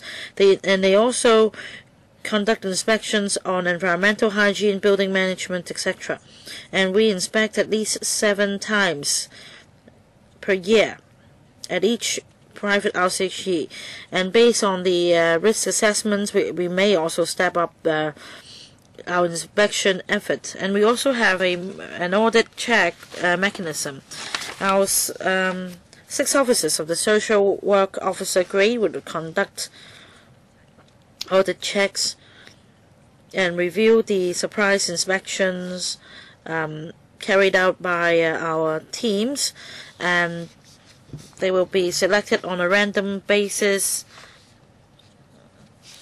And under this random computer system, all the risks will be entered in the computer system, and then the list of RCGs that should be inspected will be shown on the computer, and during an inspection, the residents as well as their relatives would be interviewed.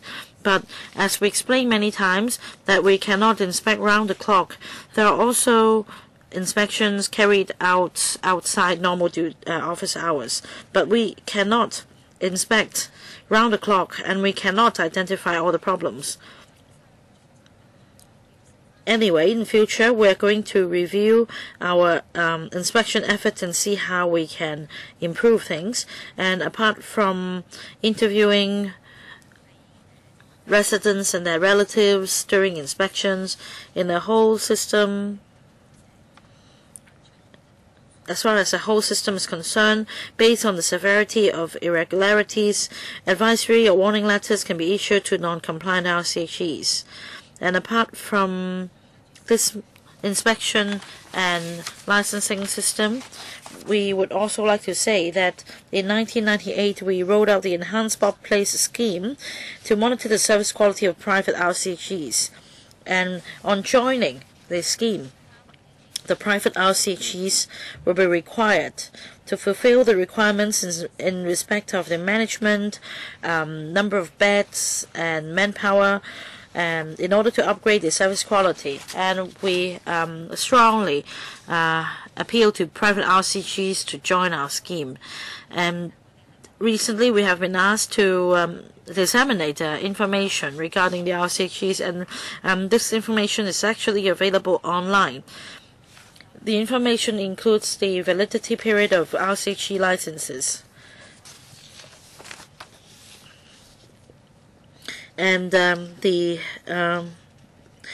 license information, including the expiry date of the licenses, are available online, as well as the list of private RCHEs participating in the Enhanced Workplace Scheme, the Code of Practice, circulars, letters, guidelines issued by our department, so on and so forth. And so much for my presentation. Thank you, Chairman. All right, thank you. Let me read out the names. Mr. Michael Tien, Mr. Tang Ka-Piu, Mr. Chen Chi-chun, Dr. Helen Wong, Mr. Albert Chen, Mr. Leung Chi-cheung, Dr. Fernando CHEUNG, Mr. Poon Siu Ping as well, Dr. Elizabeth Quat. So the response is so keen. So I'll restrict the speaking time limit to 4 minutes. So I'll draw a line here for the first round. Mr. Michael Tien, 4 minutes.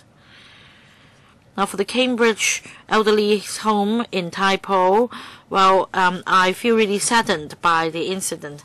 And the chief executive, during the questions and answers session, said that it has to do with inadequate land supply and high rental. And this is like an outsider speculating on the insider's problem. He's only 1/3 correct. Because apart from land, we also have the problem of fund as well as manpower. Now, on the point of land, we have no alternative but to wait for increased land supply in the future, and also the measure to include in the private land leases that such facilities be provided. As for funding, when Mrs. Carrie Lam was Director of Social Welfare in 2003, she started to look into the idea of money following the user's concept. I think this is the most positive reform in the social welfare sector. We waited for 15 years, but in the end, we see this through. If we start now, we may need to wait for 20, 25 years. Very often I visit elderly homes, and according to the resident, as long as the requirements are met, I cannot change to any other homes. And by having this scheme, we can have more grade A homes. I hope in the long run it will be more than 3,000 places per year. I hope the increase will continue. So the last point is about manpower. We don't have enough manpower in the elderly service sector. There is a shortage of 3,000 at the moment, according to the projection. So sometimes they just hire workers who are inexperienced. And even when I visit those high-quality homes, I still see problems. Importing labor may resolve the problem in the short term, but in the long term, we must rely on ourselves. You should consider why young people are not interested in the industry. You need to tell a young person when he joins the industry, he will have to start with cleaning the excrement of the elderly people, and then he can move on to do something else. Well, even for retail salesperson, the person can be promoted to become a sales manager and somebody in the management. So you really need to allow level 4 of the qualifications framework in the welfare sector. That is to say, if the young person is not qualified as a professional physiotherapist or occupational therapist, there is still a level 4 for them. Level 4 of the QF can designate certain jobs. Well, I asked some young people, and they feel they are very interested, because once they enter the QF, they can then undergo some training to become a professional, so that there is a wider selection of jobs for them in the market. I'm sorry, time is up. No time for the answer. Mr. Takapio. Thank you, Chairman. In October 2014, the Audit Commission released report number 63, and Chapter 1 has to do with the long-term care for the elderly people. At that time, the focus was on the long waiting time for RCGs and the efficiency. There wasn't much discussion on inspection for monitoring RCGs. The conclusion is clear, however. The SWD's licensing office inspected RCGs, and 34 RCGs were assessed to be having high risk. However, only 70% of the follow-up inspections were conducted within target. Only 30% could meet the target. 70% of these homes, however, only had follow-up inspections after the targeted time limit. Now, about this astounding incident, be it the license for the upstairs home or the license downstairs, I just take it as one license. I want to know whether this home belongs to one of the 34 high-risk homes.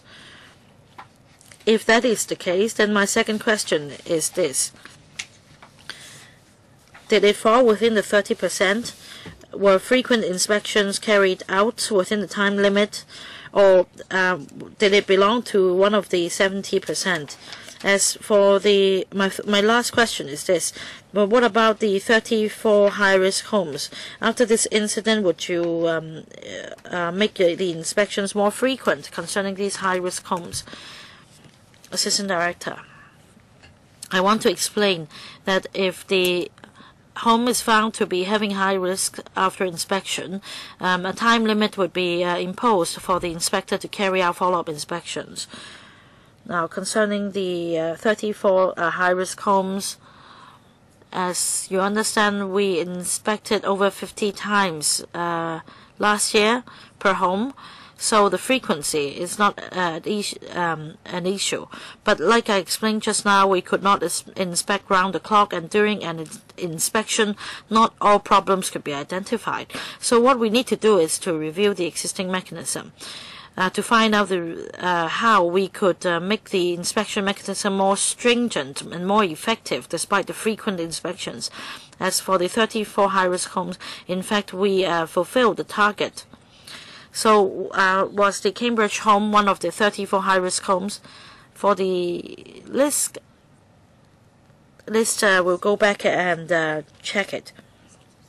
I think the public's concern is this. If this is not one of the 34 high-risk homes, what actually are those 34 homes? Wouldn't they cause a bigger concern? And my second question is, if you have worked beyond the performance targets, then what are the problems? If you have worked beyond the recommended targets, then why are the problems still exist? High-risk homes are those that have received warning letters or advisory letters or guidance from us. And according to our computer system, all this information will be entered in the computer system for monitoring.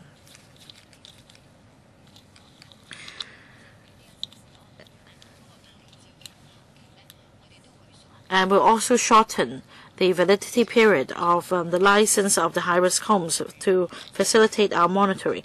I'm sorry, Chairman, is the government going to disclose details of the 34 high-risk homes? That's what I get from your answer just now. You agree to that, right? Assistant Director. Thank you, Chairman. Let me supplement on the audit report. The audit's recommendations are that after conducting inspections at high-risk homes, we set a time limit for follow-up inspections. So it's not the case that we did not follow up on these inspections.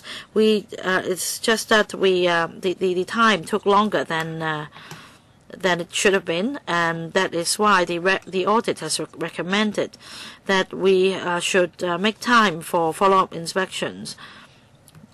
It's not the case that we neglected the high-risk homes.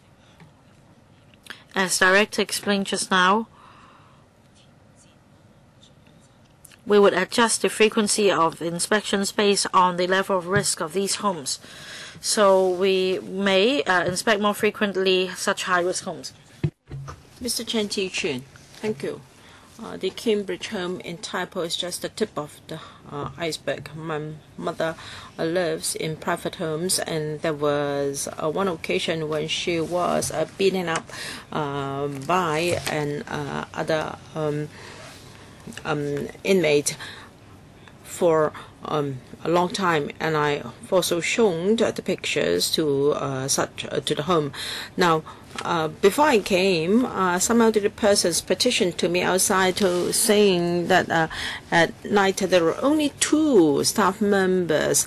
My husband has passed away, and the home thanked him once for saving 3 lives because there was no staff members to stop an other elderly person beaten up and other.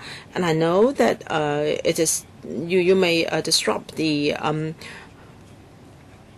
routine of the private home if you inspect late at night. All right, for those inadequate homes, how do you address them? According to the director, for an RCHE home, it will really be inspected at least 7 times. I'd like to know whether it is a surprise check or scheduled check. I've asked an oral question in council, and we've received complaints that the relevant home will know a surprise check a day before, so they could hire temporary workers. And according to the director, that would not be allowed. They would ask for the white cards, this and that. Well, that is your claim, but we really received complaints that they would be tipped off of undercover agents. So I'd like to know, what are your procedures? Will you be as stringent as the police when they have anti-vice or anti-gambling activities. So, for instance, even the persons involved will not be informed beforehand, and their mobile phones would be kept for a time being. People tip off RCHs, perhaps that's due to bribery. Have you received any complaints regarding failed surprise visits because of tip-off by a person in the know? Regarding inmates beating or attacking another inmate, I think such cases should be reported to the police at once, because this is a serious crime, a serious offense, and it should not be allowed under the mechanism. As for insufficient staff, I think this is a general problem of the industry. We are now seeing how this can be dealt with. And we do have a clear list, a staffing list of an RCHE. We will record the ID, and also now I'm talking about lack of manpower late at night. What follow-up measures do you have to tackle this? Do you have any supplement? When do we conduct visits? No matter when we conduct our visits, we will check the establishment and the manning situation. Yes, but it can be illegal for them to have fewer staff at night, because the ordinance may make that legal. And Mr. Chen asked whether people or the operators can ask actors to impose as staff. Yes, recently there are many such serious accusations. Now I have asked everyone whether we talk about legislators or reporters. I asked whether they have got any confirmed evidence. So far no one has given us any information. And let me clarify once again that we do not inform the home prior to any surprise visit. Now, because this is a very serious accusation against my staff, I hope it can be substantiated. So I've asked all relevant persons, and be it legislators or reporters, that there must be some clarification. Dr. Hon Wang, the Cambridge home incident shocked the whole territory, although you have already closed it down. But I'm a bit worried about other RCHs. I have 3 questions. The ordinance was enacted in 1996, and that's almost 20 years ago. Has the administration considered reviewing the licensing system of RCHEs so as to plug relevant loopholes? Because the SWT can make a code of practice for RCHEs, however, it has no legal effect. It can only advise an RCHE to follow the code of practice. So are you going to review the licensing system?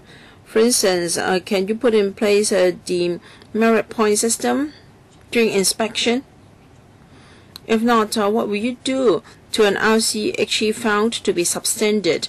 Apart from a warning letter, will you deduct merit points from the RCHE? Can you give us a paper on how the ordinance has been enforced in the past 3 years, and the reason for the low prosecution figures? And of course, it all boils down to the supply aspect. What is the ratio between public RCHEs to private homes? I think private homes account for about 70% of the homes in Hong Kong. There is an imbalance here. If I'm wrong, correct me. Can you have the target to increase the ratio of publicly run homes to over 50%? Can you give us a time frame? And can you set up complaint hotlines that is manned around the clock? If family members or the elderly persons are not happy with a particular home, they can call the hotline. A few days ago, I was at a Samshui market, and elderly man in a wheelchair came to complain to me. He said that the food was very bad, and although the home has got air conditioning, it was never on because when the operators or the bosses came to play mahjong, the aircon would be switched on unless you're willing to pay a few $100s of aircon fees per month. So can you tell me the real situation? I think Dr. Hon Wong has brought out a very real issue. We have to look at this from all perspectives, and we must review the provision of residential services from different perspectives. You asked whether we're going to review the licensing system. Now, we are trying to effect immediate improvement within the legal framework, because legislative amendment will take a long time and it cannot be passed by LegCo overnight. And the manning ratio, the facilities, and so on and so forth. The provision of hardware and software, well, the availability of hardware and software is the prerequisite. Without it, it is useless to carry out an academic review of the legislation. And secondly, we maintain an open mind. We must look at the matter humbly. This is an opportunity for us to see how we can make things better for elderly persons. And as for the merit point system, I think I can say a few more words on this because this is close to the heart of many people. Can we have a demerit point system? Can we encourage members of the public to monitor such services? Cannot be quality assurance visits? Can outsiders be allowed to visit LCGs? We will view these proposals in a humble and active manner. Since 2011, close to 31 private homes have been successfully prosecuted involving 44 offenses. Secondly, do we have a complaint hotline? 2434322255. We encourage. It is operated by the SWD and involve, and we welcome anyone to give us information. If there has been tip-offs in inspection, we welcome such information. We will certainly follow up. Mr. Albert Chen. Well,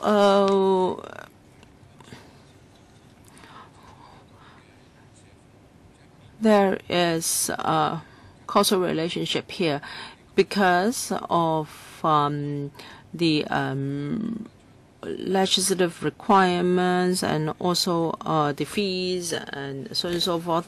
It would be a miracle if people can offer humanitarian treatment, human treatment to elderly inmates. I visited such homes. They might be run in a tenement building unit. There's just a partition between two beds, and with a small table. The elderly person is stuck there for the whole day. And for a better off private home, there may be a small activity room, but in some homes the situation the conditions are appalling. And yet the current law allows such operators to operate. But of course there are better LCGs run by NGOs or run in rural areas. So the law must be amended. And the political reality is many LCGs, private homes, are sources of votes for the powerful and influential. We have seen LCGs sending their inmates to vote on election days. In the past, we're allowed to visit LCGs, but now we are usually rejected unless it's Mr. Chen Chi-chun who visits his mother in a private home. Some operators of LCGs are major personnel of political parties. So the SWD staff may have to give face to these people So I am sympathetic to the staff of private homes. In the past, there were a lot of discussions in district councils, but now because the loyalists are in control, you do not see any discussion in district councils of this issue anymore. So we do not have enough services, and how do we monitor complaints from the public? We have to be very careful. I have dealt with complaints because of a family rift, fighting for the elderly person's estate. Siblings may make complaints. And such complaints against the private home itself may not be fair. So I understand that RCHEs have difficulties in dealing with complaints. So do you have any proposals for improving the situation? Secretary, yes, we must look at the situation from different perspectives. We should have short, medium, and long-term measures. As the director said, we must review our inspection system, and we must admit inadequacies in the system and try to improve them. And we must do things that can be immediately addressed first. But you have considered things as a package. You have to consider resources and not just inspection. I agree with you. The supply of manpower, training, and also provision of space and so forth, we have triggered off a comprehensive review where we will deal with things that can be addressed at first, and we will also consider other aspects. Mr. Leung Chi-chun, the Cambridge home in Tai Po has caused people to worry as to whether the standards of RCHEs are slipping. Of course, I will not doubt that the administration is not fair in enforcement. Mr. Albert Ho has blamed it on the political parties and dragged elections into the case. And if we go on in this way, this discussion will not be about the monitoring mechanism, but the political system instead. So I hope that through this incident we can improve the enforcement and legislation aspect. Now, I think the service at the moment is problematic. There are 73,000 places,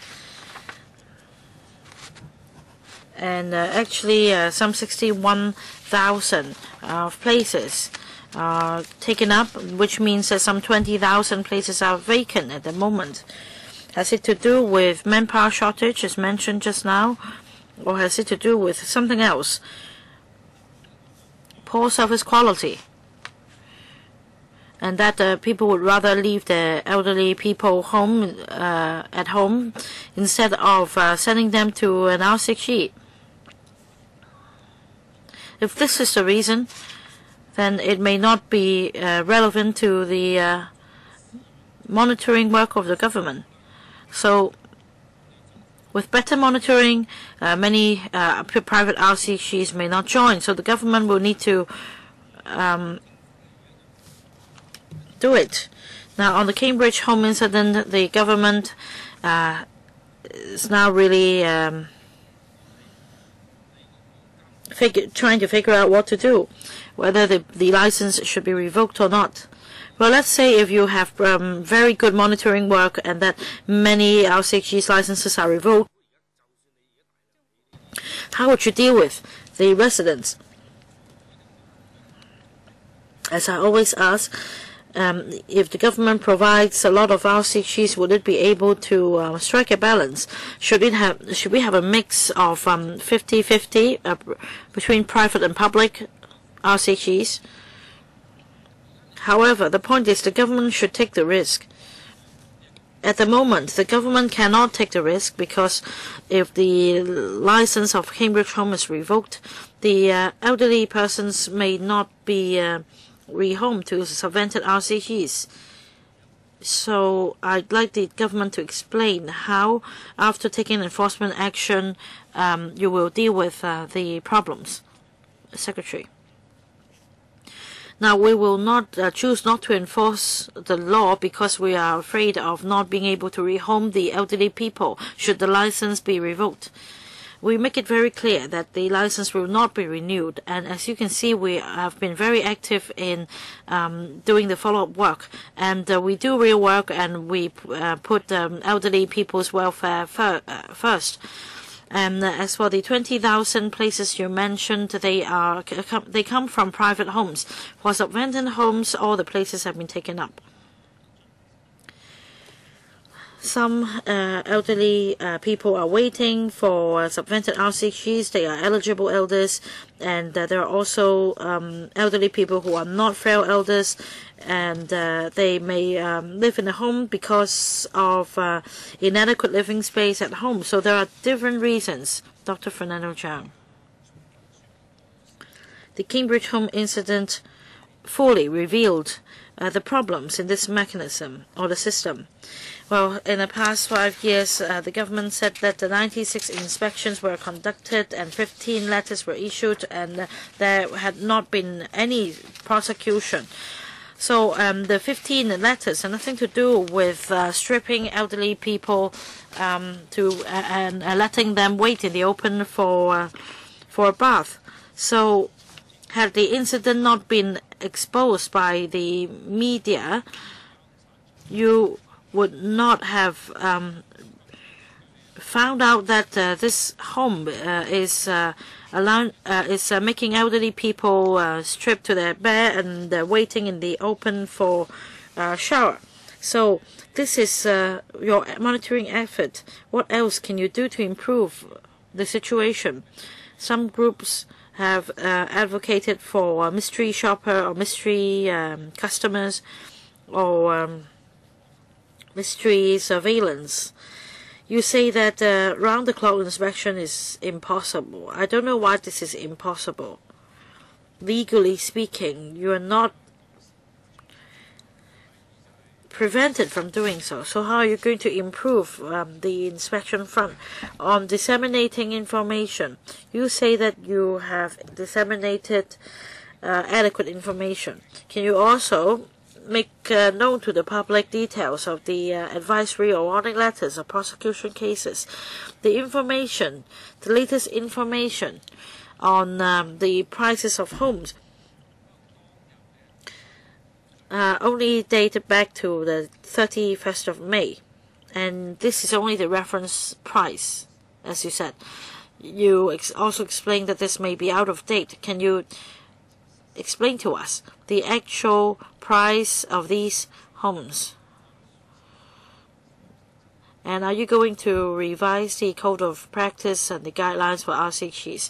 And Chairman, I also am going to move a motion. I hope this will be dealt with as soon as possible. Director, as explained just now, we do carry out inspections outside in normal office hours. We also need to consider the fact that elderly people may need to rest. It's not that our staff members will not carry out inspections in the middle of the night, but we need to bear in mind the well-being of elderly people. And we need to further looked into this idea.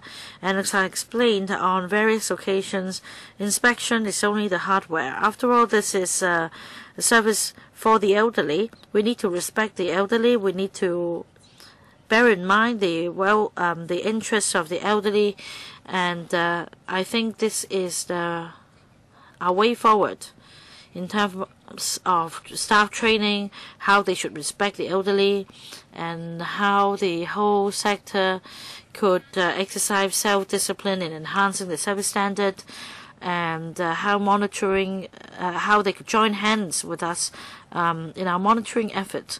I think this will be the major task for us in the future. We've also heard different suggestions, the merit point system, mystery customers, and making public the advisory or warning letters. And I've also discussed with some members that in relation to visit programs, whether relatives, community groups, and other relevant stakeholders can take part in them to enhance our awareness and our care for the elderly people. And on this front, our colleagues and the Bureau would consider all the suggestions put forward in formulating our improvement measures. Dr. Fernando CHEUNG has moved a motion, and I should deal with the motion. I see that 3 more members would like to ask questions, so I am going to extend the meeting by 15 minutes at most. I'll deal with the first round, and then I'll deal with the motion. Mr. Poon Siu Ping. Thank you, Chairman.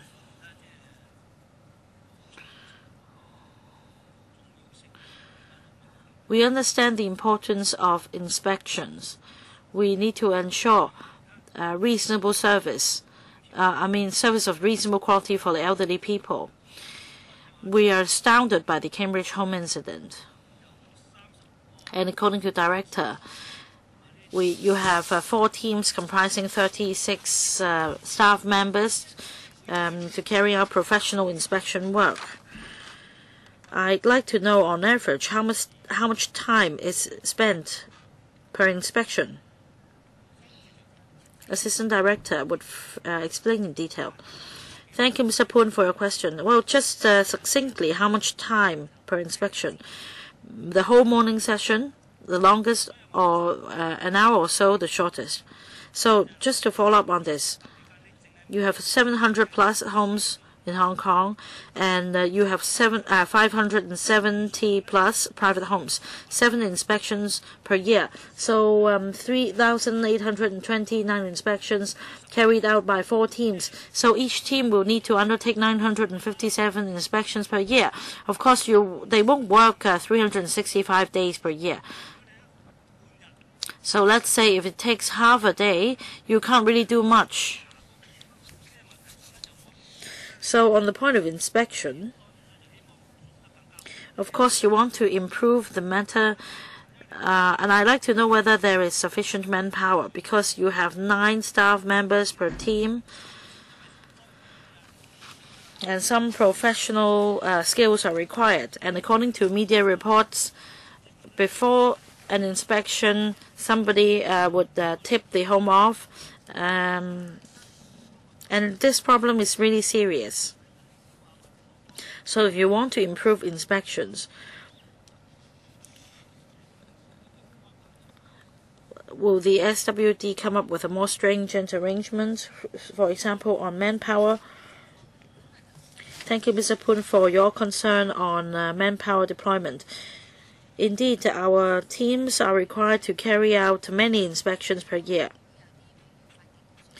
And if advisory or warning letters are to be issued, and as I mentioned before, in the past 5 years there were 44 prosecutions initiated, and this work is undertaken by the licensing office.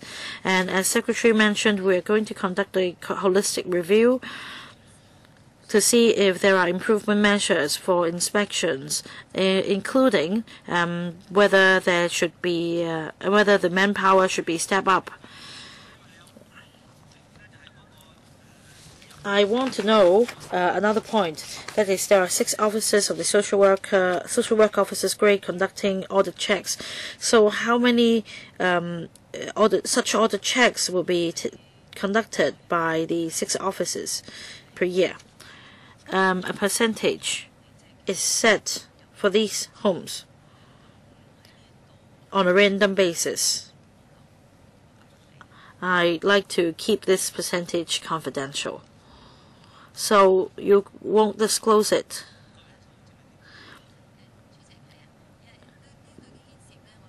Oh, Chairman, as I explained just now, we have 2 rounds, a 2-level inspection mechanism. We have surprise inspections conducted by the inspectorate teams, and we also have audit checks. it may not be the case that an audit check would be conducted against a home per year. It's risk-based, so we take a risk-based approach in conducting audit checks. Dr. Elizabeth Kwai. Thank you, Chairman. I think Hong Kong people are saddened by the Cambridge home incident because we all have elderly people at home, and we ourselves may need this service in the future. So it's really disheartening to see this incident. This incident also reveals the problems with inspection and monitoring, and the government should review the whole system. For example, on manpower and the inability to conduct inspections round the clock. I think this is unacceptable by the public because despite the various measures, you still see similar incidents happening, and the department or the bureau were not aware of this incident beforehand. So it shows a major flaw in your monitoring mechanism in terms of manpower, time of inspection, merit or demerit point system. I hope the department will be able to give us a report as soon as possible for further discussion or consultation, or to find a way forward.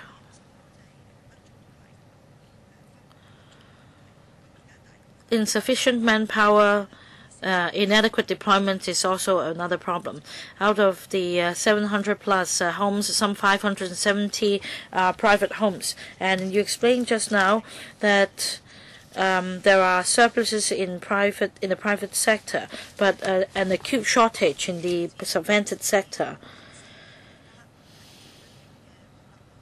So you see that the public has concerns over private homes, maybe due to the price, maybe due to other concerns.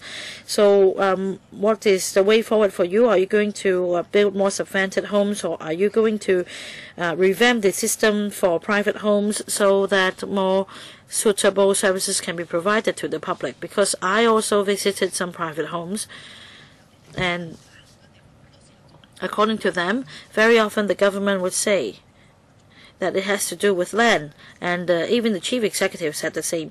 But when I visited the private home, I see surplus beds, we see manpower, but no customer.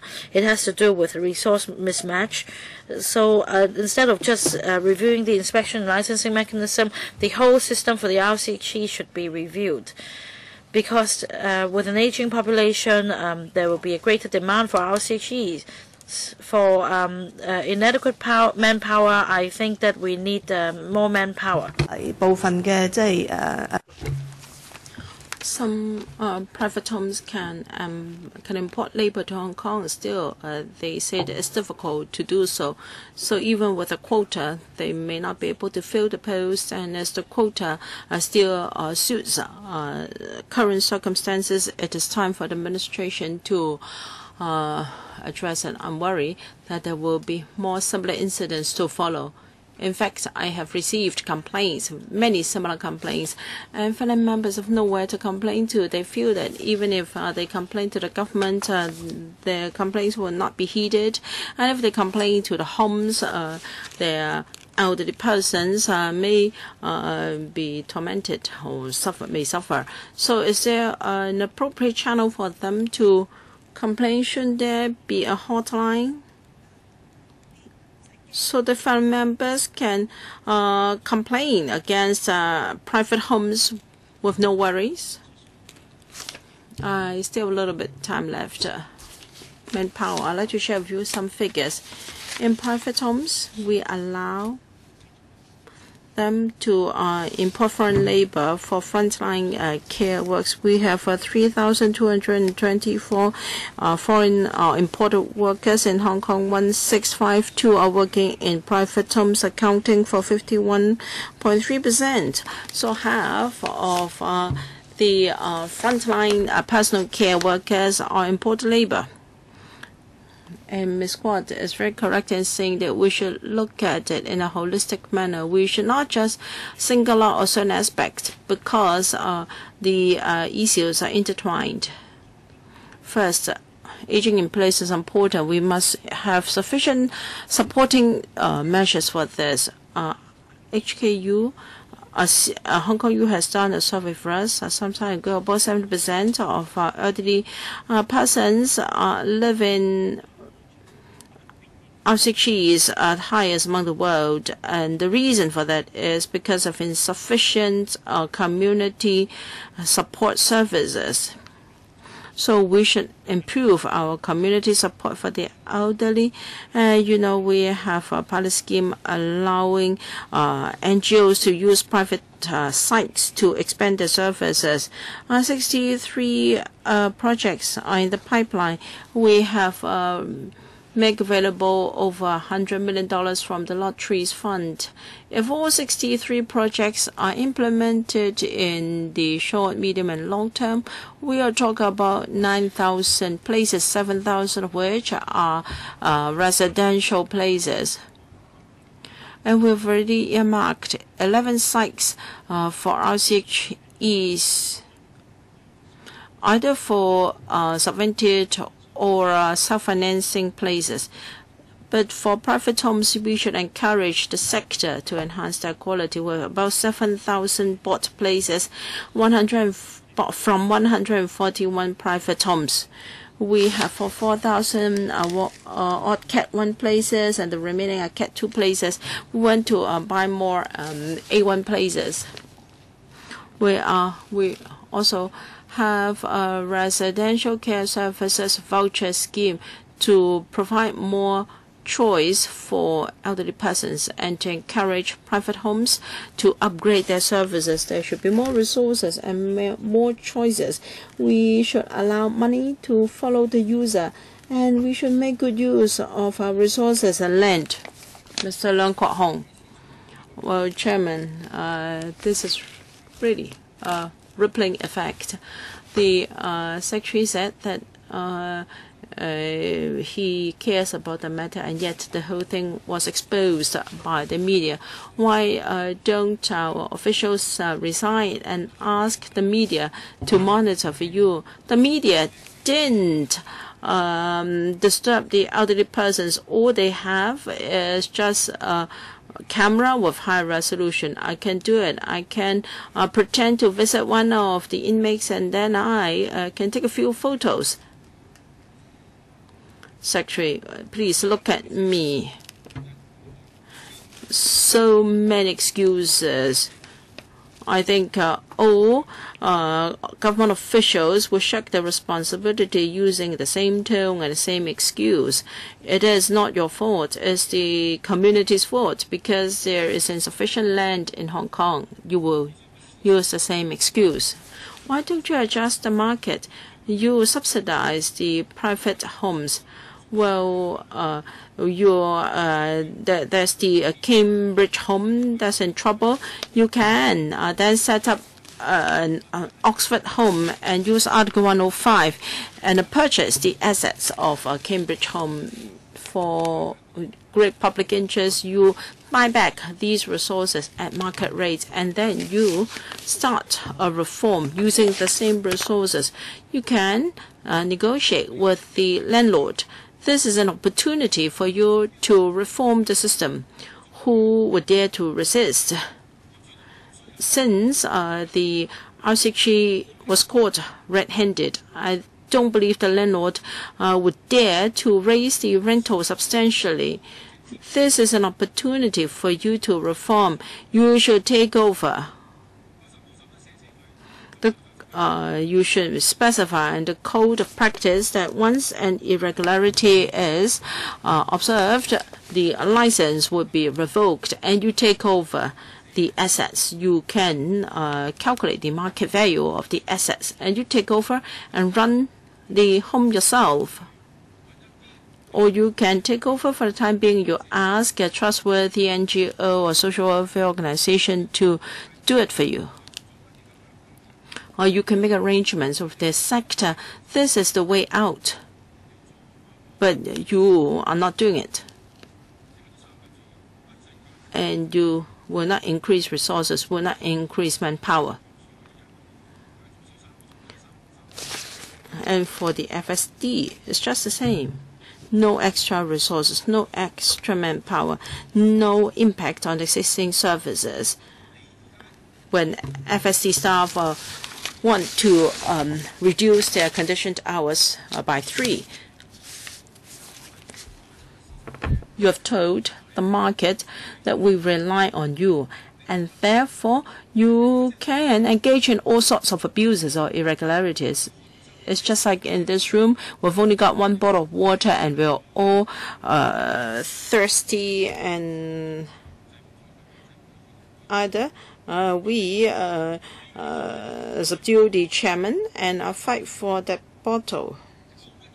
See why Leung? He keeps saying that there is no land. Do you need land? The market. There is a private home in operation. You can invoke Article 105 of the Basic Law, and you can use this imperial sword to get rid of all those poor quality operators. You just inspect and investigate. All right, your time is up. The secretary has heard your comments. It's my turn, but I am not going to speak because we are going to overrun very soon. I hope that the secretary and the administration knocked our expectations. We've also given you a lot of suggestions on improving the inspection system. We're going to move a motion to urge the administration to conduct a review of our RCGs. And next month, we have only 1 item on our agenda, and that is the quality of service of residential homes for the elderly and the disabled. So next month, I hope you can roughly tell us what you're going to do with your inspection system. And members also asked for higher degree of transparency in your inspection mechanism. Okay, please give us a paper on that. Mr. Fernando CHEUNG, please read out your motion. In view of the incident involving the Cambridge Chongming typo, and knowing that there have been no significant amendments to the RCG ordinance enacted 20 years ago, and that some of the provisions were already dated, including manpower ratio, the space per capita, and also the impairment of the elderly persons involved. It is now the time to review the ordinance. The panel urges the administration to review the ordinance as well as the code of practice, and in the interim, the SRPD should strictly enforce the ordinance and the code of practice to ensure that the quality service of our RCGs can be of a reasonable level. I'd like to put this item to the vote. Chairman, I would like to make an amendment. I think we should reveal the, to monitor the method of inspection, and also to enhance the penalties. All right, any objection to the proposed amendment? If not, then the motion as amended is passed. In our July meeting, we will have only 1 item on the agenda, and we're going to conduct a public hearing. If you have any suggestions, please inform the public and deputations. I am afraid I can't allow another round of questions. We have no AOB items, then meeting is adjourned. Thank you.